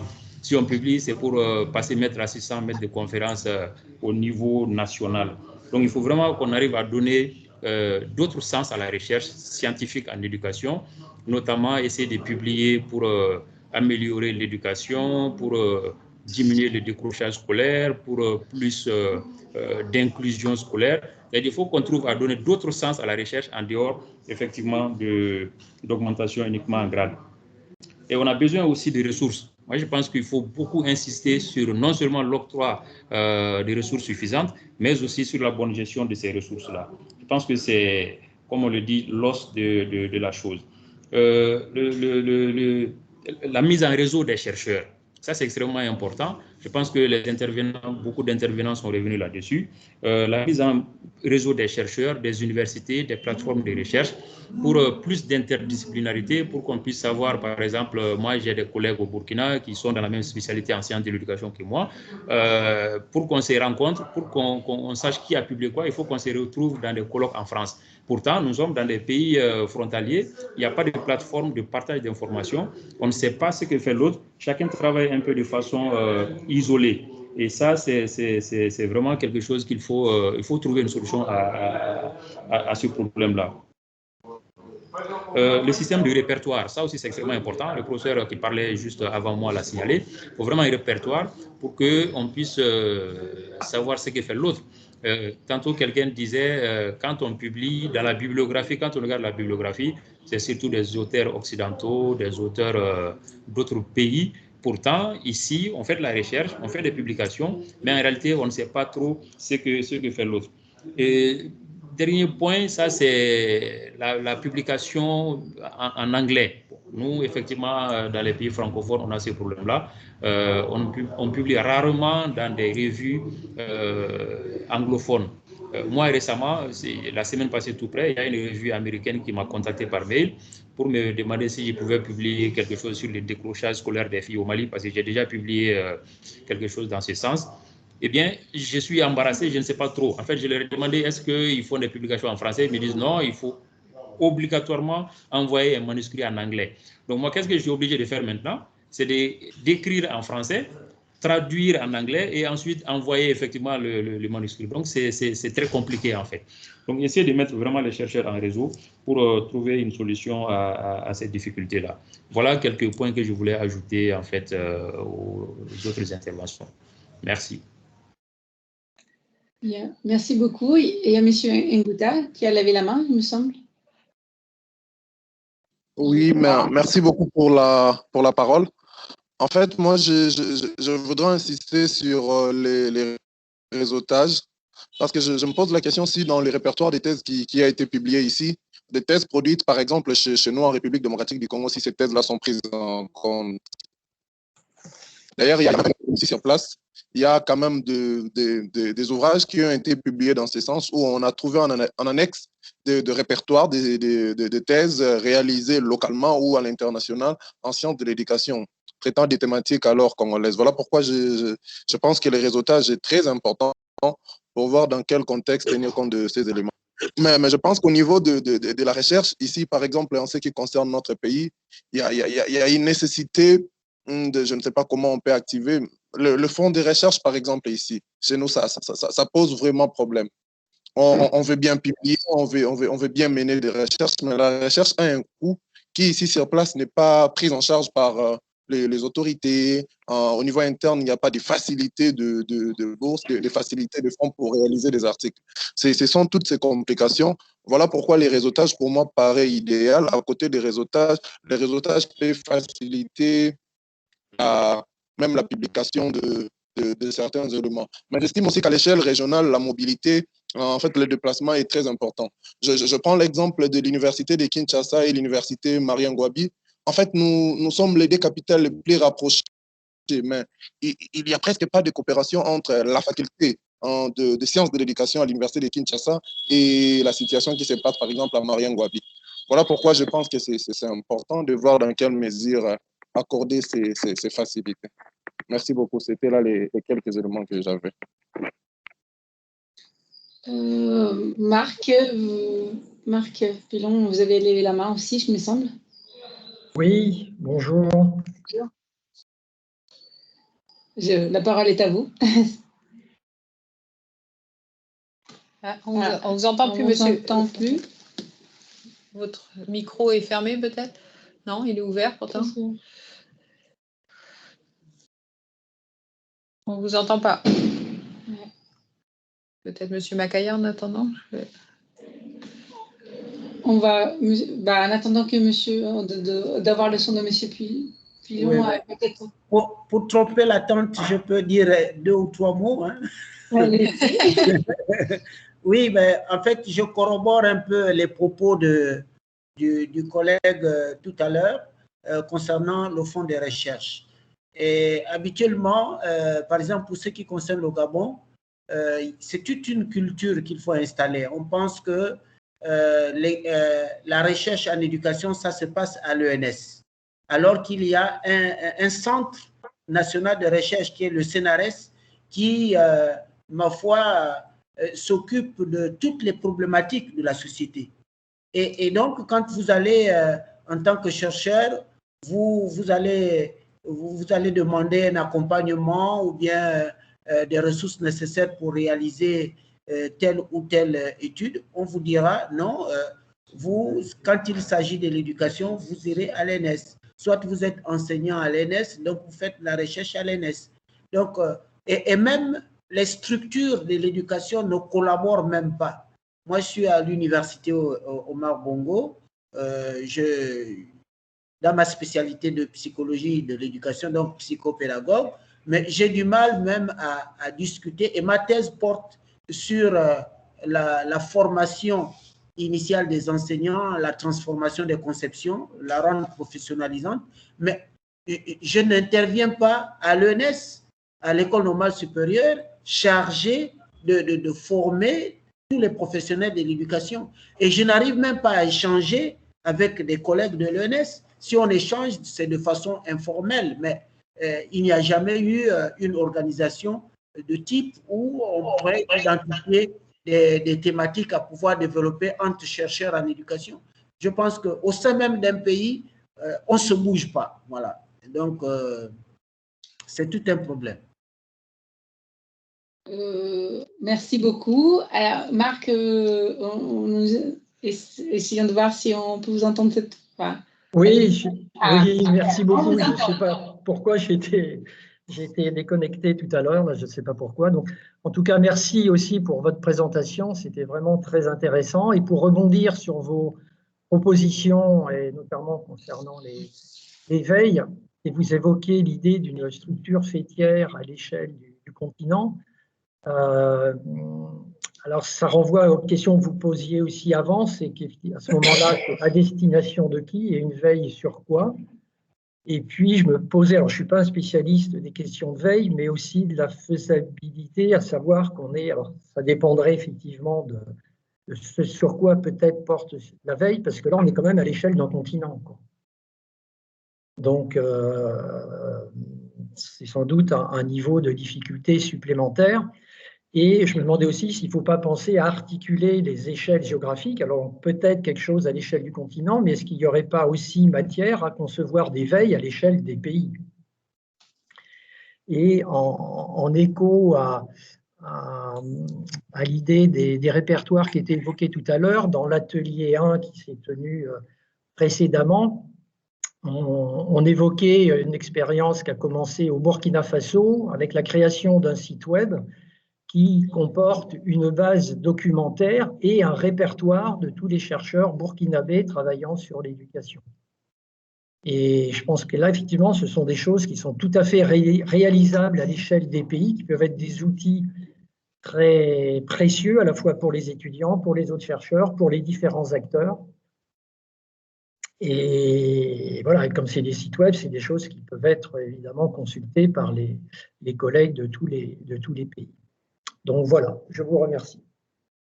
C'est vrai que cette question d'une structure fêtière à l'échelle de tout un continent, ce n'est pas évident. Peut-être plus de mise en réseau de veille existantes ou peut-être de mise en place de veille dans le cadre de coopération interuniversitaire qui pourrait dépasser effectivement l'échelle d'un pays donné, quoi, en fonction des intérêts et des thèmes qui émergent.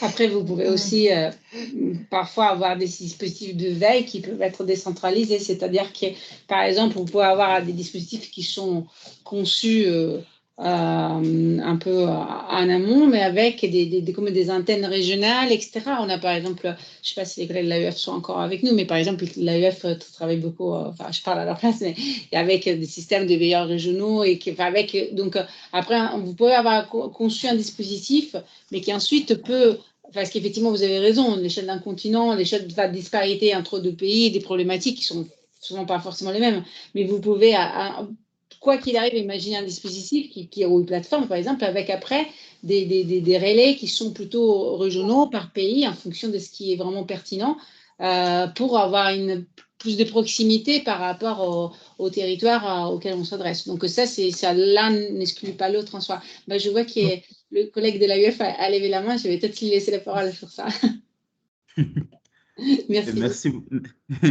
Merci beaucoup. Effectivement, à l'AUF, compte tenu de son ancrage vraiment régional, c'est-à-dire dans plusieurs régions, il y a une veille au niveau central qui est effectuée. Muriel en parlait tout à l'heure. Et maintenant, dans les régions, chaque région à son niveau a une veille à travers le dispositif.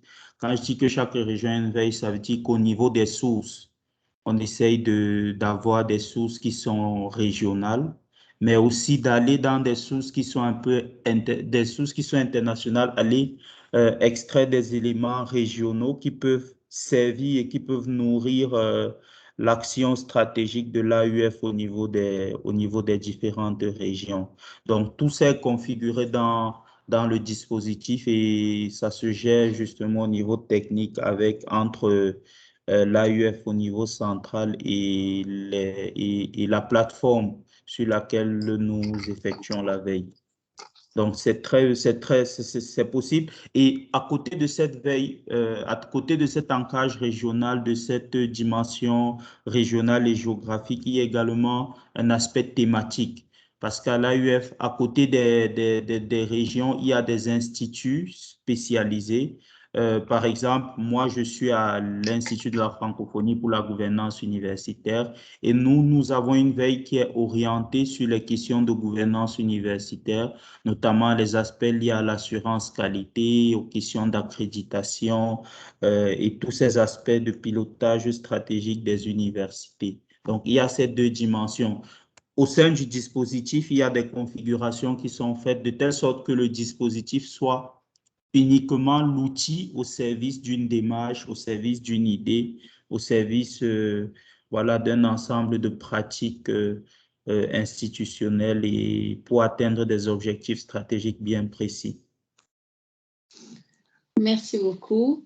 Peut-être une petite question, si je peux me permettre, qui nous éloigne un peu du sujet d'éveil, parce que elle est un peu large et je m'en excuse, mais comme vous avez beaucoup mentionné effectivement que la problématique d'éveil, elle ne peut pas être posée sans poser la place des sciences de l'éducation au sein de l'université et plus largement dans le pays, au sein de la politique éducative. Je me posais la question un peu comment valoriser ce lien avec les décideurs. Alors certains d'entre vous ont dit, quand on a un ministre qui lui-même parfois était issu du monde académique, on a eu l'espoir quand il a été nommé que quelque chose allait se passer et puis parfois l'espoir a été déçu.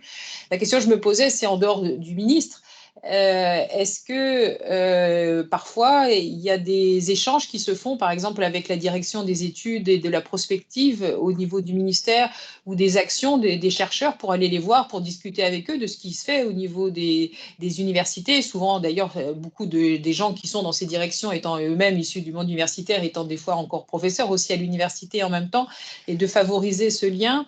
Et aussi des moments particuliers dans le pays, par exemple au moment de l'adoption d'un plan sectoriel où cette question de l'inclusion de la recherche et de la valorisation des universités nationales et de la recherche nationale au profit du développement du nouveau plan qui va être lancé sur 3 ou 5 ans, est-ce que c'est quelque chose qui intervient ou si ça n'intervient pas, quelque chose qui pourrait être davantage valorisé aussi au niveau national? C'est difficile de marquer, je crois. C'est difficile d'identifier les nouvelles mains pour nous. Je peux réagir par rapport à cette question de Madame Poisson. En fait, au Mali, ici, effectivement, il y a ce genre d'échange où, effectivement, la direction des études du ministère vient souvent rencontrer les anciens chercheurs. Mais en réalité, ce n'est jamais pour parler de recherche. Hein. Très souvent, quand ils viennent, quand ils organisent des ateliers, c'est pour parler soit des méthodes pédagogiques, pour parler des programmes d'enseignement, ou très généralement pour parler des heures supplémentaires que les enseignants revendiquent, pour lesquelles généralement les grèves sont organisées. Mais en dehors de ça, des rencontres pour donner une impulsion à la recherche scientifique, c'est très très rare chez nous ici au Mali en tout cas. C'est très rare chez nous ici. Les rencontres sont là, mais pas pour parler de la recherche scientifique, malheureusement. Merci. Je crois que Marc, il a relevé la main. Marc, vous avez relevé la main Oui, oui, absolument. Oui, ben pour faire écho à ça, là, je me permets de mentionner également l'initiative qu'on avait prise avec les collègues au Burkina Faso. Ben, c'est depuis le début des années 2000. Hein, c'est quelque chose qui perdure et qui demande quasiment aucun moyen. Ben, c'était l'organisation d'un séminaire mensuel de recherche qui s'adressait aux étudiants, aux chercheurs, bien entendu, mais qui s'adressait, qui était ouvert également aux gens des ministères de l'Éducation, puisqu'il y a plusieurs ministères de l'Éducation, aux partenaires techniques et financiers, à des ONG, aux syndicats. Et donc, ça se voulait à la fois être un lieu de débat scientifique, il y avait des présentations de travaux de recherche, mais aussi un lieu et un moment de rencontre et d'échange entre les acteurs de la recherche et les acteurs, les opérationnels. Et ce qui veut dire aussi, c'est que parfois, on invitait, par exemple, je ne sais pas, le conseiller en éducation de la Banque mondiale, ou je me souviens, on avait invité les gens de, par exemple, Handicap International, pour venir nous parler aussi de ce qu'ils font dans tel ou tel domaine. Et franchement, ça marchait très bien, et je me souviens de retours de gens des ministères, alors ils ont leurs contraintes, ils ne pouvaient pas toujours venir, et qui étaient vraiment très intéressés, parce qu'ils disaient, voilà, ça nous fait sortir de nos bureaux, et c'était vraiment là, des occasions très concrètes de rencontres entre la recherche, le monde des décideurs, des acteurs en éducation, et donc aussi des occasions de faire connaître des travaux, de faire connaître des chercheurs, des étudiants, et pourquoi pas de pouvoir déboucher ensuite sur des financements de nouvelles recherches. Et encore une fois, mettre en place ce type de séminaire, ça demande quasiment, aucun moyen, si ce n'est de trouver un lieu. Et ce qui peut être intéressant du reste, même, c'est de faire tourner ce lieu. Ça peut être une fois au sein d'une université, d'un centre de recherche, mais aussi, par exemple, dans les bureaux, je ne sais pas, d'une salle de réunion de l'AFD, de la Banque mondiale, je ne sais quel autre acteur. Voilà. Très bien. Merci beaucoup pour cette expérience. Je suis sûre qu'il peut être intéressante aussi pour beaucoup d'autres pays. Federica, je ne sais pas si, je crois qu'il y a peut-être Monsieur Ngouta en dernier qui peut intervenir, peut-être faire deux mains levées, puis après on va faire un petit résumé. Je ne sais pas si ce sont des restes d'interventions précédentes. Peut-être Monsieur Ngouta, est-ce que vous les souhaitez encore? Non, ok. Toutes les mains se sont baissées. Finalement, on arrive tranquillement, sereinement vers la fin. J'aimerais quand même ajouter. Allez-y. Voilà, je peux? Bien sûr. Voilà. Moi, j'essaie un peu de retracer la réalité de la recherche. D'abord, j'aimerais planter le décor en disant s'il y a des initiatives ici et là, ce sont des initiatives personnelles, mais au plan formel, est-ce que il y a cette culture organisationnelle de faire parler le milieu de la recherche avec les acteurs chargés d'éducation. Donc, à mon sens, il faut créer ce lien-là. C'est le lien le plus fort pour construire du sens à la recherche.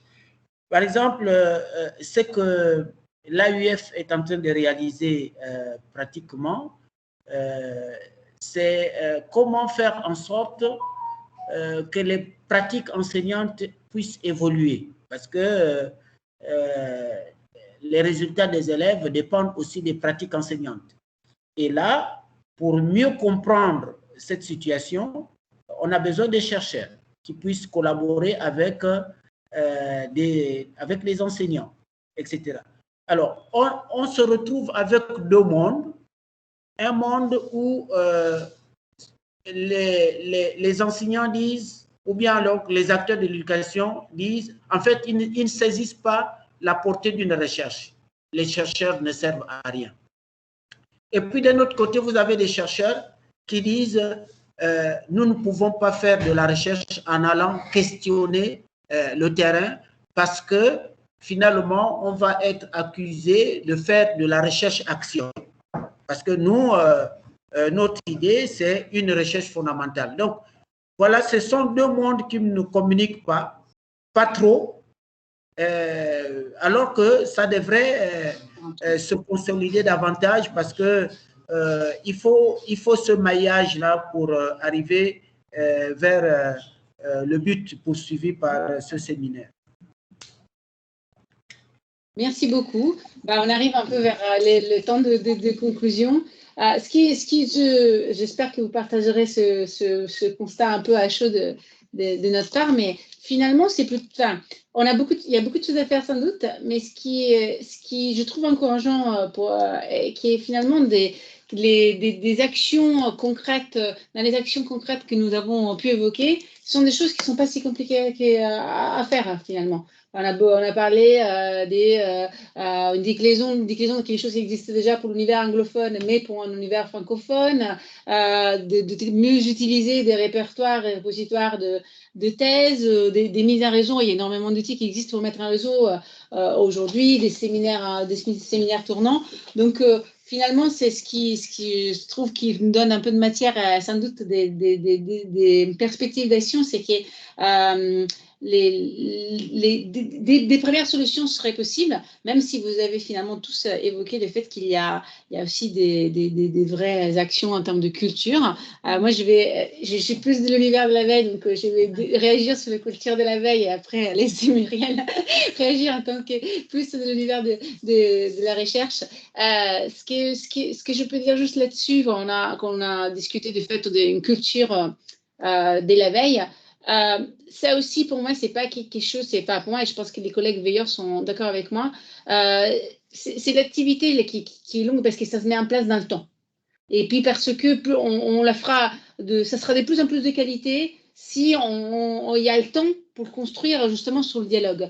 Mais à la base, pouvoir transmettre à des personnes identifiées, à des structures identifiées, des pratiques ou être dans un partage des bonnes expériences de pratiques de veille qui permettraient par exemple de faciliter le départ d'un dispositif un peu ad hoc. On est plusieurs structures qui sont dans la mesure de pouvoir partager leur expérience, leurs acquis. FEI a 10 ans d'expérience en termes de ces dispositifs d'éveil. Il peut sans doute aussi, l'AUF, on l'a dit tout à l'heure, a plutôt un dispositif décentralisé. Donc, c'est sans doute pour arriver à une culture d'éveil, il y a au moins la possibilité d'être déjà dans un partage d'expérience et des mises en réseau déjà dans des personnes qui pratiquent la veille, et ça permettrait d'accélérer quand même le démarrage. Merci beaucoup. Je voulais vous remercier déjà pour toutes vos interventions. On a beaucoup appris aussi là, de tous les échanges. C'était, je pense, extrêmement utile. On a entendu tous les défis au début. Moi, j'ai un peu... Il me semble qu'il y a 3 niveaux un peu de défis. Il y a déjà les défis au niveau des individus qui ont en charge la veille au niveau de leurs institutions, de se faire reconnaître comme métier de veilleur, d'avoir les outils pour fonctionner, d'avoir les ressources pour fonctionner, et ces ressources dans la durée, et la question de leur reconnaissance, etc., au sein de l'institution. Après, il y a la structure en question au sein de l'université, souvent abritée, par exemple, au niveau des sciences de l'éducation, d'être valorisée aussi au sein de l'institution universitaire et de trouver sa place par rapport à d'autres disciplines. Et puis, au-delà de cela, des sciences de l'éducation, de trouver leur place au niveau du pays dans un système de gouvernance où, en gros, elles n'ont pas beaucoup le voix au chapitre et où le lien avec les décideurs n'est pas toujours évident. Et en termes d'action, moi, j'ai noté 3 grandes lignes d'action à partir de ce que vous avez dit. La première, c'est ce que vient de dire effectivement Federica sur cette question de la promotion d'une culture de la veille, et qui est liée plus largement à ce qu'a dit le dernier intervenant sur une promotion de la culture de la recherche. Et donc, tous les acteurs concernés comprennent l'intérêt d'avoir accès à cette information, et pas simplement pour des raisons effectivement de promotion individuelle, etc., mais plus largement dans la perspective d'amélioration de la qualité de la recherche. Un deuxième axe, c'est de favoriser l'accès effectivement à l'existant, parce qu'effectivement, il y a tout un tas de veilles qui existent, il y a une expertise qui existe là-dedans, il y a des plateformes qui existent où les gens peuvent publier un certain nombre d'informations, il y a ces répertoires de thèses qui existent, mais peut-être tout le monde n'est pas au courant, et notamment les jeunes chercheurs qui peuvent aussi puiser des ressources là-dedans. Et donc là, il y a aussi effectivement beaucoup à apprendre de l'expérience de différentes institutions, les nôtres, mais aussi, comme on l'a entendu, par exemple, l'AUF. Et avec la question de savoir comment, et ça c'est le 3e axe, favoriser davantage ce travail en réseau. La question d'une structure faîtière, c'est assez compliqué. Certains dispositifs peuvent être portés par des structures internationales, peut-être d'autres, pour qu'il y ait plus d'appropriation véritablement de la communauté des chercheurs, pourraient se faire dans un cadre plus universitaire de collaboration entre universités, y compris peut-être dans un cadre régional ou de différentes régions. Et puis le dernier point, malgré tout, c'est la question de ces liens avec les décideurs que vous avez beaucoup mentionné tout au long de la discussion, parce que c'est clé. Si on veut valoriser l'importance des veilles, il faut valoriser l'importance de la recherche en éducation, et favoriser cette recherche, c'est valoriser son utilisation, et donc effectivement favoriser ce lien, et c'est apparu très clairement. peut-être par le biais de certains plaidoyers, peut-être aussi par la qualité de la recherche qui est produite, pour montrer qu'elle peut effectivement trouver à être utile, qu'elle est à jour et qu'elle trouve résonance dans la politique en cours, et peut-être aussi avec des actions très concrètes, comme mentionnait Monsieur Pilon, avec des séminaires de recherche, avec des liens qui se font directement entre les chercheurs, différents acteurs, mais aussi les acteurs à proprement parler au niveau des ministères de l'Éducation, des directions des études, de la prospective, etc., pour valoriser l'importance de cette recherche et donc aussi de son ouverture à ce que font d'autres chercheurs dans le pays ou dans d'autres universités ou dans d'autres pays. Voilà, en quelques mots. Donc, on arrive à la fin, donc Marie-Josée, je crois que c'était pour nous rappeler à l'ordre. Est-ce qu'on peut... Pour vous remercier d'abord vivement tous, vos échanges étaient absolument passionnants et très riches. Une synthèse sera produite que vous recevrez et les résultats de cet atelier seront communiqués lors du séminaire d'octobre, comme nous vous l'avons écrit.